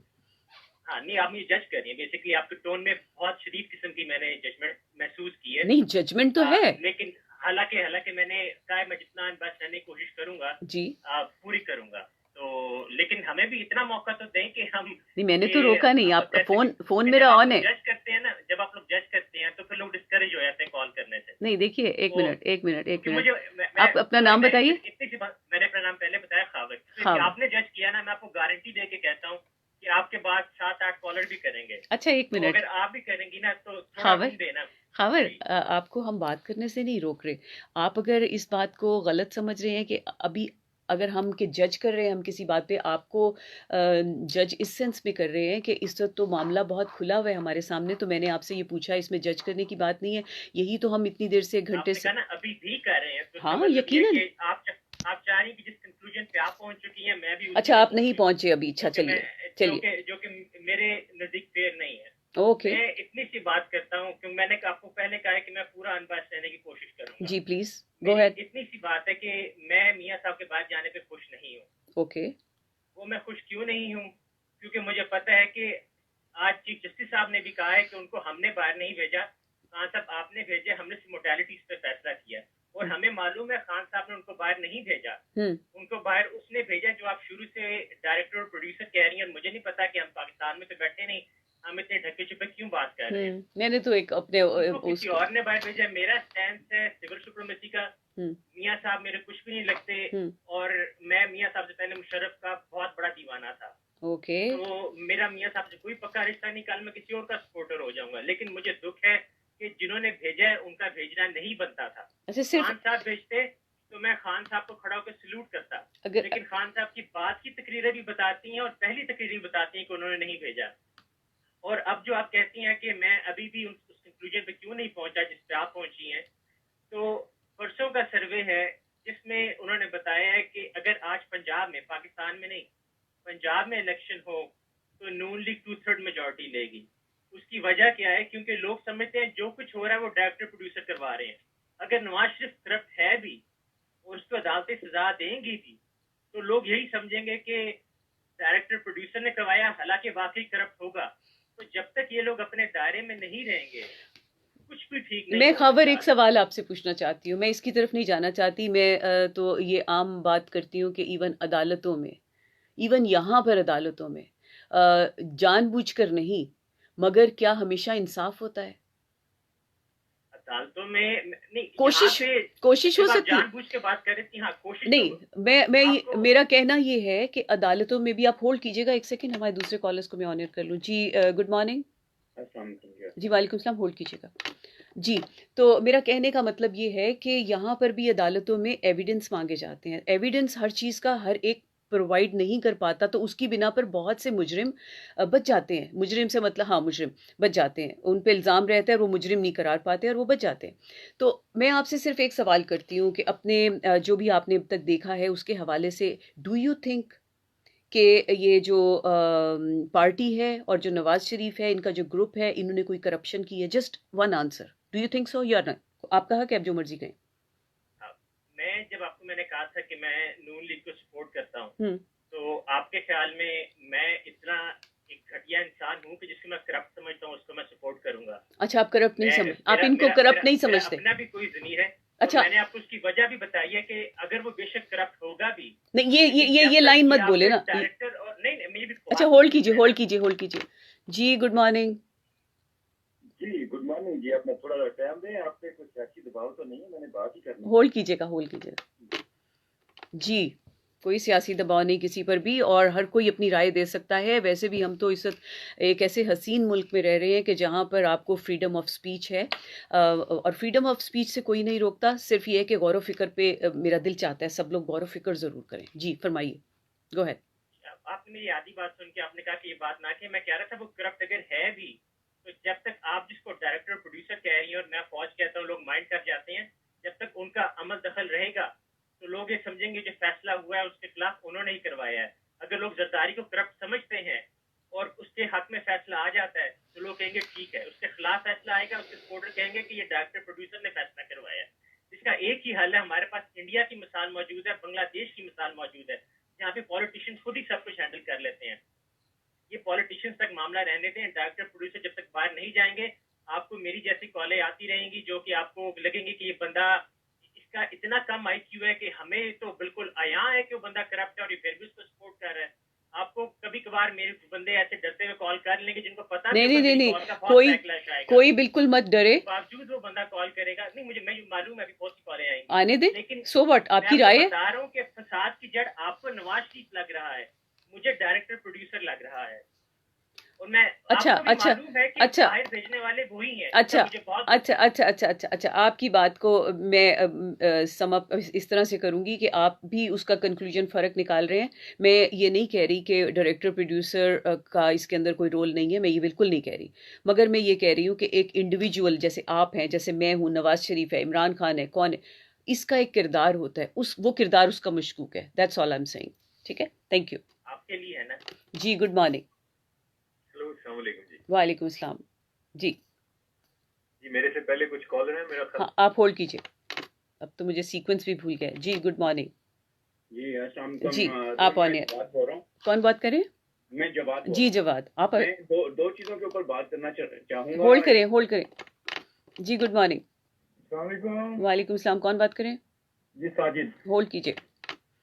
जी जवाद, शॉर्ट, बहुत अच्छे लोग हैं। मैं शॉर्ट करता हूँ, एक डायरेक्टर प्रोड्यूसर के ऊपर और एक नेशनलिटी के ऊपर। डायरेक्टर प्रोड्यूसर, देखें, ये कहना कि डायरेक्टर और प्रोड्यूसर अच्छे नहीं हैं, मैं समझता हूँ उन्हीं की वजह से हम महफूज हैं। बहुत और अच्छे 60,000 जाने उन्होंने दी। मैं यहाँ पर खड़ा होकर उनको सलूट करता हूँ। और देखें, कुछ चीजें हैं वो पढ़नी चाहिए, हमें जानना चाहिए, ऐसे बात नहीं कर देनी चाहिए। जो नॉर्मल चीजें पढ़ी जाती हैं उससे ऐसे ही लगता है, लेकिन ये एक ह्यूज नॉलेज है। मैं इसको यहीं पर छोड़ता हूँ। और दूसरी बात मैं नेशनलिटी के ऊपर करूंगा। I am so proud of to be Pakistani. ठीक है, मैं रियली इस चीज से फख्र महसूस करता हूँ कि मैं पाकिस्तानी हूँ। मैं अपने कल्चर से, मैं अपनी लैंग्वेज से, उर्दू से, मैं वहाँ की सकाफत से रियली मैं लव करता हूँ। ये सियासतदानों की वजह से हमें ये नहीं कहना चाहिए कि हम तो उसको नेशन कहें, इसमें भी मैं प्राउड महसूस नहीं करता या करती। बहुत शुक्रिया। Thank you ji. Good morning. और राजा सलमान अस्सलाम वालेकुम। और हमारे साथ तारिक दुरानी साहब हैं, जो आपको बड़ी मुबारक हो, आपने लॉ जो है उसका एग्ज़ाम पास कर लिया है माशाल्लाह। तो आप हमारे साथ हैं जी। Good morning. आप ऑन एयर हैं, आप ऑन एयर हैं। गुड मॉर्निंग जी, आवाज आ रही है मेरी? बिल्कुल आ रही है। कौन बात करें? जी मेरा नाम सुलेमान है, प्रोड्यूसर और डायरेक्टर की बात हो। सुलेमान ज़रा सा होल्ड कीजिएगा ji. Good morning. Good morning ji. मेरी कॉल ड्रॉप हो गई थी जी। होल्ड कीजिए जी। गुड मॉर्निंग जी। हाँ जी प्रोड्यूसर और डायरेक्टर की बात हो रही थी जी। देखिए, मियां साहब को जो लेकर आए थे, उन्होंने कहा था कि मेरा रूहानी बेटा है। अब उनको जहां पे भी ले जाएं कि ये प्रोड्यूसर थे या डायरेक्टर थे, क्या उस रूहानी बात की लाज रखी थी? एक फैक्ट्री थी, अपने अपने दिल पर हाथ रख कर उनसे पूछे कि हजारों फैक्ट्रियां सारे मुल्क में, सारी दुनिया में अकाउंट लेके चले गए, क्या रूहानी बात का फिर क्या रह गया? बात ये है कि प्रोड्यूसर और डायरेक्टरों को बीच में ऐसा एक दिखता है कि अपनी गलती, अपना गुनाह जो है ना, वो इनकी आड़ में छुपा ले। अब अदालतों में जो बैठे हुए हैं, अगर उन्होंने फैसला आम इंसान को नहीं देना, तो उसमें प्रोड्यूसरों का तो नहीं कोई कसूर। Thank you. अब उनके बच्चे उनसे पता करें ना, जो एक बैठे हुए अदालतों में जी। आपने हमसे जो है, हमारे आगे पीछे लोग पूछते हैं क्या है कि तालीम आप लोगों को देंगे, जो अदालतों में बैठे हुए जो फैसला नहीं कर सकते इंसाफ का। जी बहुत बहुत शुक्रिया जी। Good morning. वालेकुम अस्सलाम। कौन बात कर रहे हैं? साजिद अर्ज कर रहा हूँ, क्या हाल चाल है? जी शुक्र है खुदा का, आप बताइए। पहली तो बात ये है कि जो आपने वो तहरीर लिखी थी, वो पढ़ी थी, वो बहुत ही अच्छी थी। बहुत बहुत शुक्रिया। और आपने बड़ा ही एकेडमिक सा आज तो मौजूद छेड़ ली है। बात ये है कि वो जो प्रोड्यूसर और डायरेक्टर की बात हो रही है ना, ये तो एस्टेब्लिश हो गया है, और ये बात भी बिल्कुल सही है कि सियासतदान जो है हमारे, वो निकम्मे हैं, इस कैलिबर के नहीं है जी। अच्छा, अब ये एस्टेब्लिश हो गया तो अब ये देखना पड़ेगा ये सियासतदान आए कहाँ से थे जी। अब अगर ये देखेंगे तो वो लियाकत अली खान के बाद तो वो 1956 का एक ज़ाती ऑर्डिनेंस काफी देर तक चलता रहा, जिसको अयूब खान ने किया। और जो पहले सियासतदान पैदा किए गए वो जुल्फ़िकार अली भुट्टो थे। अगर ज़ियाउल हक जो है वो ना आते, उनको वो जो कुछ हुआ उनके साथ वो ना होता, तो वो भी उनको पूछ रहे थे। फिर उसके बाद जो थे वो नवाज शरीफ साहब को, मतलब उनको भी लाया गया था। राइट। अच्छा, उनको भी मुशर्रफ साहब जो है वो ना करते, तो वो भी उनको पूछ रहे थे अच्छी खासा से। अब एक तीसरा तजर्बा भी हो रहा है। तो हमारी बदकिस्मती तो ये है ना कि सियासतदान जो है, जब तक वो अपनी नर्सरी से निकल के नहीं आएगा, वो अहल कहाँ से होगा? हमारे साथ जुल्म ही तो ये हुआ है कि हमें ये मौका नहीं दिया गया कि हम किसी की अहलियत को चूज तो कर सकें। हमें तो पहले सिलेक्ट किया गया उनको कि ये लगी ये है, और इनमें से अब आप सिलेक्ट कर लो कौन सा करना है। ठीक है, ये हमारे साथ जुल्म हुआ। ठीक है, बिल्कुल सही है, अच्छी बात है। बात। मन में शौक के दीवार हुआ करते हैं, शायद भी राह की दीवार हुआ करते हैं, वो जो सच बोलते रहने की कसम खाते हैं, वो अदालत में गुनाहगार हुआ करते हैं। वाह, बहुत शुक्रिया जी, बहुत शुक्रिया जी, थैंक यू सो मच जी। Good morning. जी। वालेकुम अस्सलाम। 2-4 शेर पढ़ूंगा मैं तरन्नुम में अपने वतन के लिए। तरन्नुम में दो पढ़ लीजिए, तरन्नुम में अगर पढ़ेंगे। दो सुन लीजिए चले जी, इरशाद। क्योंकि मैं तो ना अनबाइस होऊंगा और ना बाइस होऊंगा।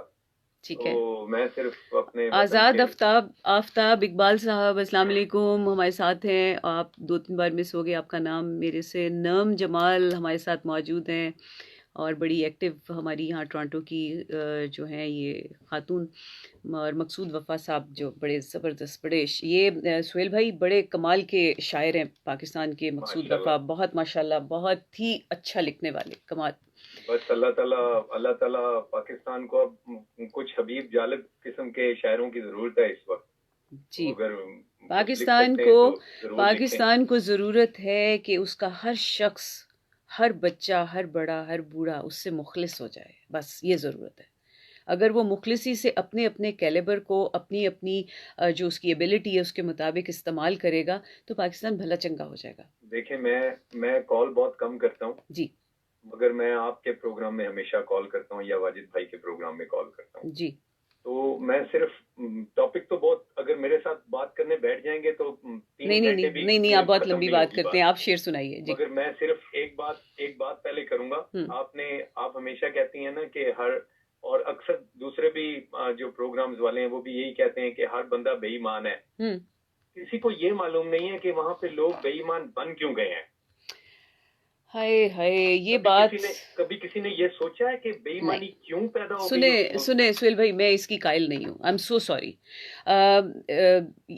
ये कोई वो नहीं है आपके पास, बिल्कुल हक नहीं देती। तो मुझे याद है मैं बहुत छोटी सी थी, अपने अब्बा से ये कहानियां सुनती थी कि बड़े ईमानदार ऑफिसर्स हुआ करते थे और वो खुदकुशी कर लिया करते थे फैमिली समेत। लोगों में ये जो एक अंदर की खूबसूरतियां थी वो कायम थी, तो वो खुदकुशी को प्रेफर करते थे बेईमानी के ऊपर। लोग करते हैं नहीं, बेईमानी के ऊपर, हमारे बेईमानी नहीं करते। मैं खुदकुशी प्रमोट नहीं कर रही इसके ऊपर, हरगिज नहीं कर रही। मैं कहानियों की बात कर रही हूँ कि लोगों में इतने गयूर थे लोग कि वो खुदकुशी को बेईमानी के ऊपर तरजीह देते थे। तो ना तो खुदकुशी की जाए ना बेईमानी की जाए, दरमियानी रास्ता अपना जाए। 1 मिनट में ये बात पूरी करूंगी। मैं पाकिस्तान गई थी 10 साल पहले और मैं बहुत मायूस थी, बहुत अजीबो गरीब मैं हरकतें देख रही थी। मैं जवान लड़कों को बाल उन्होंने डाई किए हुए और वो भीख मांगते हुए देख रही थी और मुझे बहुत बुरी बात लगी थी। उसी वक्त में एक चौक पर, ये वाकया मैं 4 बार सुना चुकी हूँ रेडियो पर, एक गुलबर्ग की एक रोड पर एक ऑलमोस्ट 60-70 ईयर्स ओल्ड मैन जो है वो अखबार बेच रहे थे और मैंने खिड़की वो शीशा उतार कर उनको पैसे दिए, मुझे नहीं याद 100 रुपये दिए कि क्या दिया। मैंने उनसे अखबार लिया और मैंने अपनी तरफ से बड़ा कमाल किया कि मैंने उनसे कहा कि बाकी पैसे आप रख लें, ऐसे करके ना कि आप रख लीजिए, और शीशा चढ़ाने की कोशिश की। तो उन्होंने मेरे शीशे पे हाथ मारा, विंडो पे, और हाथ मार के उन्होंने, मैं बड़ी हैरान हुई कि हाथ क्यों मारे। तो मैंने खोला, मैंने कहा आप रख लीजिए। कहते हैं क्यों रख लूँ, ऐसे करके ना उन्होंने गुस्से से हाथ से वापस किए, क्यों रख लूँ, ये इसकी कीमत नहीं है। और मैंने पैसे ले लिए और मैं शर्मिंदा भी हुई, मगर मेरा दिल ऐसा, मैं रोई उसके बाद, मेरे दिल को ऐसा सुकून आया कि नहीं, अभी लोग बाकी हैं। तो अगर कोई शख्स 70 साल की उम्र में अखबार बेचकर और पैसे ऊपर की कमाई नहीं लेना चाहता, जो कि मैं अपने शौक से दे रही हूँ, तो अभी लोगों में अना मौजूद है, सेल्फ रिस्पेक्ट, नॉट अना, सेल्फ रिस्पेक्ट मौजूद है। और सेल्फ रिस्पेक्ट जो है वो बुनियाद है इंसान की या किसी कौम की ऊपर उठने की। हमारी सेल्फ रिस्पेक्ट जीरो है। ये सेल्फ रिस्पेक्ट है कि आपको सड़कों पे लोग चोर कह रहे हैं और आप अपना कोई मुहासबा कराने को तैयार नहीं कि साबित करें आप चोर नहीं है जी। तो ये प्रॉब्लम है। 1 सेकंड होल्ड कीजिएगा सुहेल भाई जी। गुड मॉर्निंग, होल्ड कीजिए जी। गुड मॉर्निंग, होल्ड कीजिए जी। सुहेल भाई चलें, अशार सुनाइए और फिर अगले कॉलर्स को लें। मैं यही कहूंगा कि मेरा आधा खानदान आर्मी से ताल्लुक रखता है और जब गोली आती है ना सोल्जर की तरफ, तो हमारी जो आर्मी के सोल्जर है ना, वो कभी उस गोली को देख के रुख दूसरी तरफ नहीं करते। वो उस गोली को अपने सीने के ऊपर लेना अपनी शान समझते हैं। देखें जी, आर्मी का तो काम ही ये होता है। जी हाँ, आर्मी से ये ओथ लिया जाता है कि वो सरहदों की हिफाजत करेंगे, ये उनका काम है, दिस इज देयर जॉब।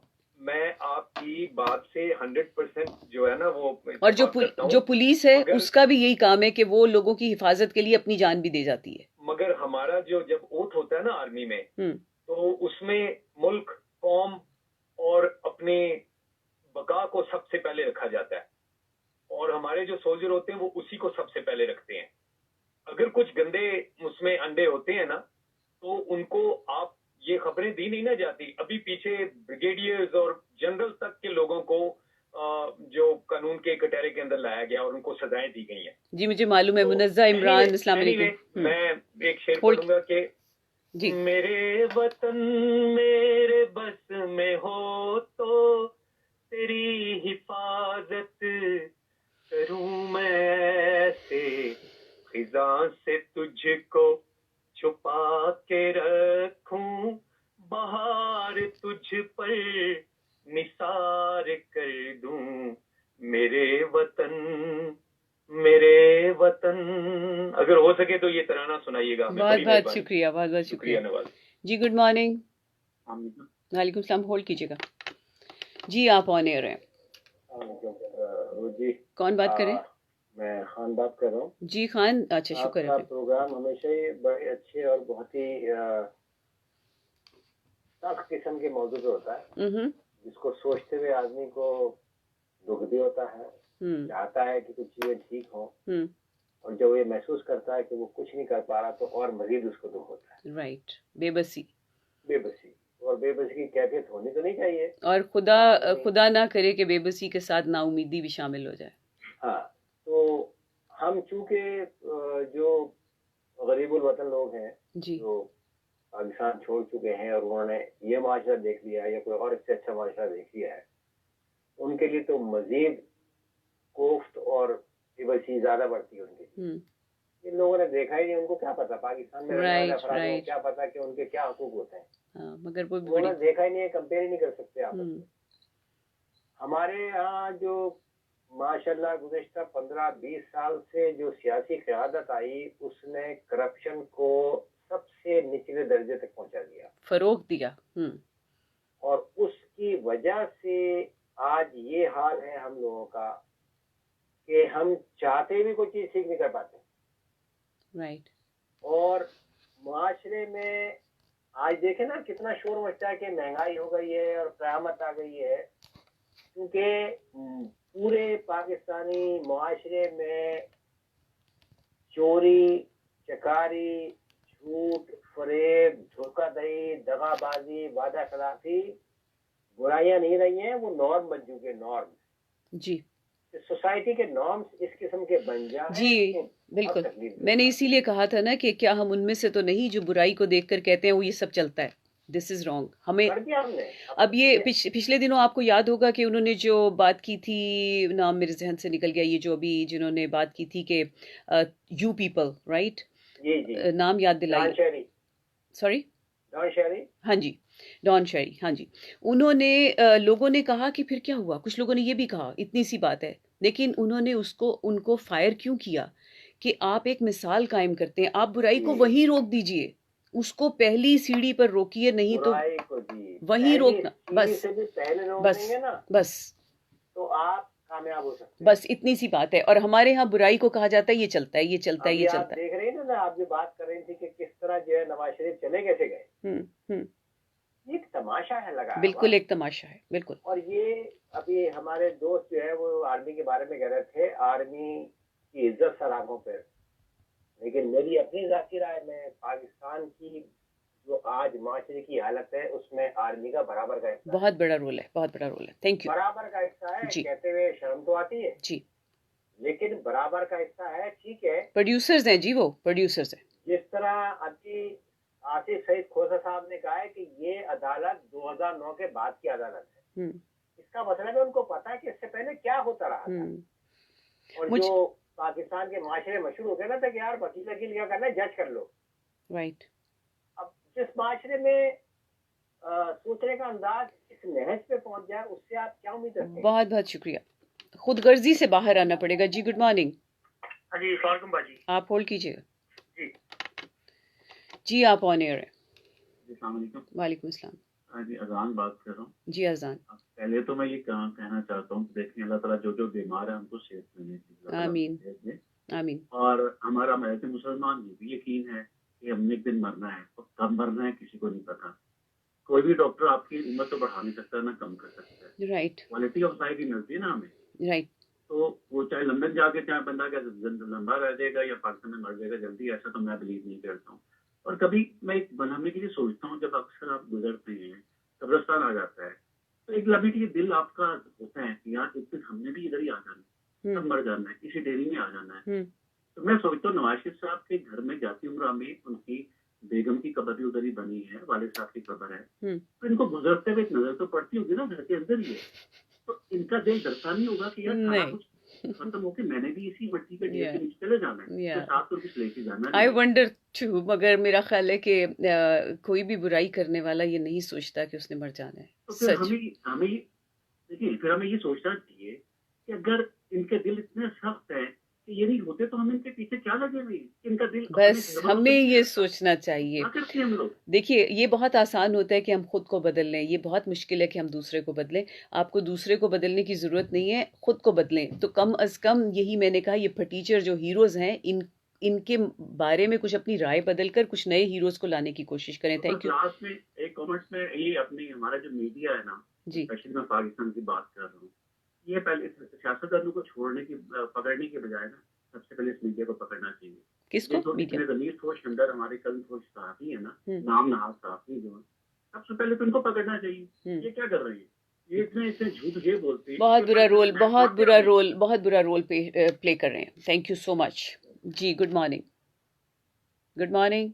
अस्सलाम वालेकुम जी। आपकी कॉल ड्रॉप हो गई थी शायद अभी? नहीं, मैंने अभी पहली बार। अच्छा, होल्ड कीजिएगा जी। Good morning. सॉरी, हमारे 2 कॉलर्स की कॉल्स ड्रॉप हुई है, मैं माफ़ी चाहती हूँ। दूसरे कॉलर की कॉल लंबी होती है तो आप शॉर्ट रखिएगा सारे। जी जी बाजी, मैं अहमद बोल रहा हूँ। जी अहमद। बाजी, मैं ये कहना चाहता हूँ, देखिए नवाज शरीफ बाहर गया ना, ये चाहे वापस आए या ना आए, मैं आपको एक बात कहूँ, इससे इनके आने या ना आने से ना तो मुल्क को कोई फर्क पड़ेगा और ना नवाज शरीफ को फर्क पड़ेगा, क्योंकि उन्होंने इतना हराम कमा चुके हैं कि वो कई 100 साल तक बैठ के खा सकते हैं। देखिए, मुल्क को पड़ेगा। मुल्क का जो पैसा है, वो मुल्क का जो जखीरा सारा जो खत्म कर गए हैं, वो मुल्क को फर्क पड़ेगा। वो पैसा वापस आना चाहिए। मुल्क को तो ये तबाह कर चुके हैं, लेकिन आप अंदाजा लगाएं जरा। मैं हर रोज ना हमें खबरें बहुत देखता हूँ। अब देखें, ये सरदारी भी वही चीज है, सरदारी भी वही है, और इन्होंने अपने जो गंदे खून से औलादे पैदा किए, ये भी वही है। पहले ये खुद खून चूसते हैं, अब इन्होंने अपने जो गंदे खून से औलादे पैदा किए ना, अब वो खून। अल्फाज का चुनाव बेहतर रखिए प्लीज। थैंक यू जी बाजी। लेकिन जी मेरी बात तो सुने आपने जी। हाँ, तो अल्फाज जरा से बेहतर इस्तेमाल कीजिए प्लीज, जो मर्जी कहिए। जी जी ठीक है, मैं अल्फाज बेहतर इस्तेमाल करता हूँ। लेकिन बाजी, इनके लिए ये इन्होंने जुल्म किया है, ये जुल्म है कि ये मुल्क को तबाह करते हैं, लोग गुर्बत से मर जाते हैं। आप मुझे बताएं कि अगर एक आदमी मुल्क को लूट रहा है, उसके लूटने की वजह से गुर्बत बढ़ती है और फिर वहाँ लोग खुदकुशी करते हैं, वो किसके जिम्मे जाएगी वो खुदकुशी? बिल्कुल सही। वो उसका जो जिम्मेदार सारी तबाही उन्हीं के सर जाएगी। थैंक यू सो मच जी। Good morning. अस्सलाम वालेकुम जी। वालेकुम सलाम जी। आप ऑन एयर हैं। देखिए, आप इतना मतलब पाकिस्तान की उस पर बात कर रहे हैं, ये जो है प्रोसेस होता है। एक इंसान को बनने में 60-70 साल लगते हैं। क्या? मुल्क बनने में हजारों साल लगते हैं। बिल्कुल सही। पाकिस्तान की अगर आप तरक्की देखें 1947 के बाद से, तो अब कितनी तरक्की हुई है, किसने की है? ठीक है ना। तो ये सारी गिबत हो रही है, इससे कोई फायदा नहीं है। पाकिस्तान ने बहुत अच्छी तरक्की की है। गिबत तो पीठ पीछे होती है, जो सामने बात होती है वो तो हक बात होती है। नहीं, आप होल्ड कीजिए जी। Good morning. होल्ड कीजिएगा जी। फरमाइए, आप ऑन एयर है वापस। ये जो है, जो अगर बुराई होती है उस बुराई को बयान करें तो उसे गिबत कहते हैं। अगर वो बुराई ना हो तो उसे तोहमत कहते हैं जी। और गिबत जो वो 60-70 जिनाओं से बड़ा गुनाह होता है। तो क्या किया जाए इसके बारे में? बात ना की जाए? नहीं, तो इसके सोल्यूशन आप बताएं ना। मेरे पास है। आज़म बन जाए तो आप क्या करेंगे? फर्स्ट ऑफ ऑल, मैं तो कभी वजीर आज़म पाकिस्तान का तो नहीं बनना चाहूँगी, कभी भी, कहीं और का भी शायद ना बनना चाहूँ। ये सियासी निज़ाम के मैं वैसे ही कुछ इतने हक में नहीं हूँ, क्योंकि यहाँ पर सिवाय एक दूसरे के ऊपर अटैक्स करने के और कुछ पे नहीं होता, और बहुत झूठ इसमें इन्वॉल्व है। और मैं इंडिया की बनना चाहती नहीं, मैं इंडिया नहीं, इंडिया मैं बिल्कुल नहीं बनना चाहती, कहीं और की भी, और पाकिस्तान की तो बिल्कुल ही नहीं बनना चाहती। मगर मैं एक मशवरा ज़रूर दे सकती हूँ इन हालात में कि जो भी सियासत के मैदान में आए और उसको अगर कहीं किसी ओहदे पे जाना है, कोई मिनिस्टर बनना है या कुछ भी बनना है, तो MNA वगैरह, उसके लिए शराइत होनी चाहिए। उसकी शराइत 100% उन पे अमल होना चाहिए। उन शराइत में उसका एजुकेशन, उसका कैलिबर, उसका बैकग्राउंड चेक होना चाहिए। और उसके बाद उस पे एक रिस्ट्रिक्शन लगा दें फॉर अदर 50 ईयर्स कि जो शख्स इस सियासत के मैदान में आएगा वो अपनी सारी जायदाद को उसको छोड़ कर आएगा, अगर उसके पास जायदाद है तो। उसने गवर्नमेंट के घर में रहना है, और उसके ऊपर ये भी शर्त है कि वो अपनी बाकी सारी ज़िंदगी एक ख़ास लेवल का उसको घर बताया जाए कि वो इससे बड़े घर में नहीं रहेगा, ये पाबंदी है। जो भी हमारी कंट्री में एमएनए या मिनिस्टर रह कर जाएगा वो फिर सारी उम्र ये 3 बेडरूम के या 4 बेडरूम के घर से ज़्यादा बड़े घर में नहीं रहेगा, वो फार्म हाउस में नहीं रह सकता। ये क्राइटेरिया है, इस पे पाबंदी है, और अगर ऐसा कोई करने की कोशिश करेगा उसको जेल में डालेंगे। इससे बड़ा कोई एक्ट करेगा, ओ माय गॉड। मुझे ब्रेक लेनी थी और सॉरी रेमंड, हम आफ्टर दिस कॉल तो हम इसके ऊपर उसको जेल में डालेंगे। और ये जेल में डालना ऐसे नहीं हो जैसे अभी जेल में डाला और उसके बाद उनको रुखसत कर दिया शहनशाहों की तरह। तो उसकी कोर्ट के लिए बाकायदा कुछ लोग सिलेक्ट किए जाएं, एक कोर्ट ऐसी बनाई जाए जो सिर्फ इन लोगों के लिए हो, जो ये पार्लियामेंट के और ये जो इसके लोग होते हैं ऑफिस के, इनके लिए हो, और वो कोर्ट के लोग चूजन हो और उनको नगरी नगरी करिया करिया ढूंढा जाए कि ये नगीने हों जो सच्चे खरे और किसी चीज़ से न डरते हो, मर जाएं मगर वो बिके नहीं। वो लोग इनकी कोर्ट्स के अंदर हमेशा के लिए काम करें, और अगर ये निज़ाम कर दें तो 50% लोग तो इसमें आना छोड़ देंगे, क्योंकि उनको तो ये लाइफस्टाइल नहीं चाहिए। इसमें फिर वो लोग आएंगे जो लोगों को कोई काम करना है, जैसे आम नौकरियां करते हैं, आम बिजनेस करते हैं, उसमें एक मुनासिब जिंदगी गुजारते हैं।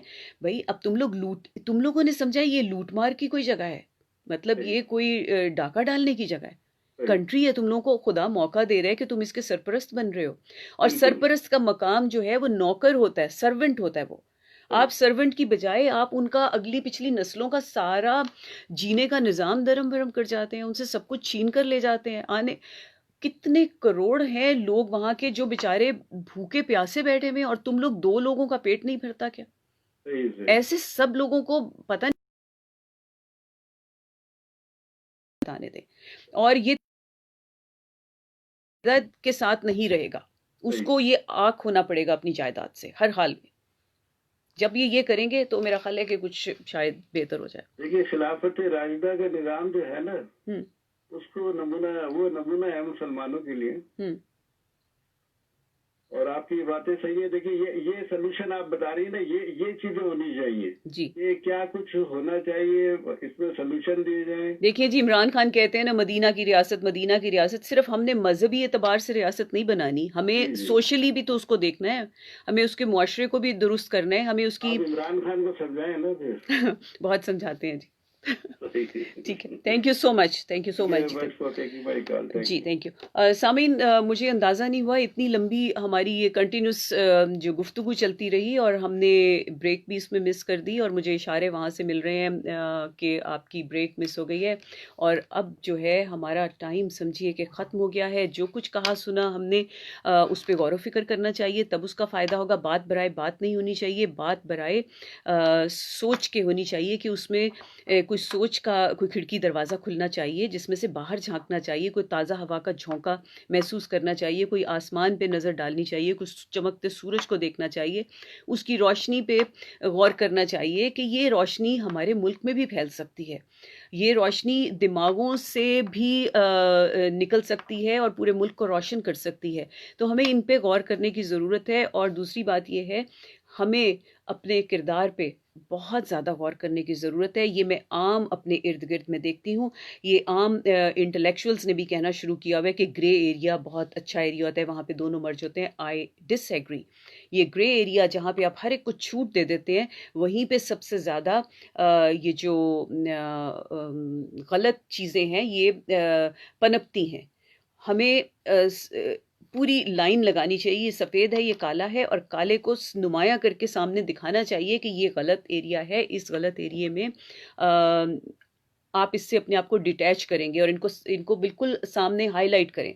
आपको इनकी किसी मीठी या कड़वी गोली खाने की ज़रूरत नहीं है। जब तक ये तरीके नहीं अपनाए जाएंगे कि बुराई को बिल्कुल उंगली उठाकर बुरा नहीं कहा जाएगा, तब तक आप इस बुराई के साथ जो है निपट नहीं सकेंगे। और हमने खुद बुराई को बहुत ज़्यादा ढील दी हुई है अपने इर्द गिर्द में, हर चीज़ को कहते चलो यार छोड़ो, इससे क्या होता है, चलो बस इतना सा तो होता ही है, इतना सा होते होते मुआशरे का क्या हाल कर दिया। इसके साथ ही आपसे इजाज़त चाहती हूँ, आपकी राय की मुंतज़र रहूँगी। अपने टेक्स्ट मैसेजेस भेज सकेंगे 6478922399 पर, और अपनी ईमेल्स भेज सकेंगे canadazindabaad@gmail.com पर। आप सबसे इजाज़त चाहती हूँ, अगले थर्सडे को आपसे मुलाकात होगी, पहले 100.7 FM पर और उसके बाद 91.9 FM पर। अपना बहुत ख्याल रखिए, खुदा हाफिज़ और शब बखैर। पाकिस्तान के कैपिटल में रहाइश अब कोई ख्वाब नहीं। इस्लाम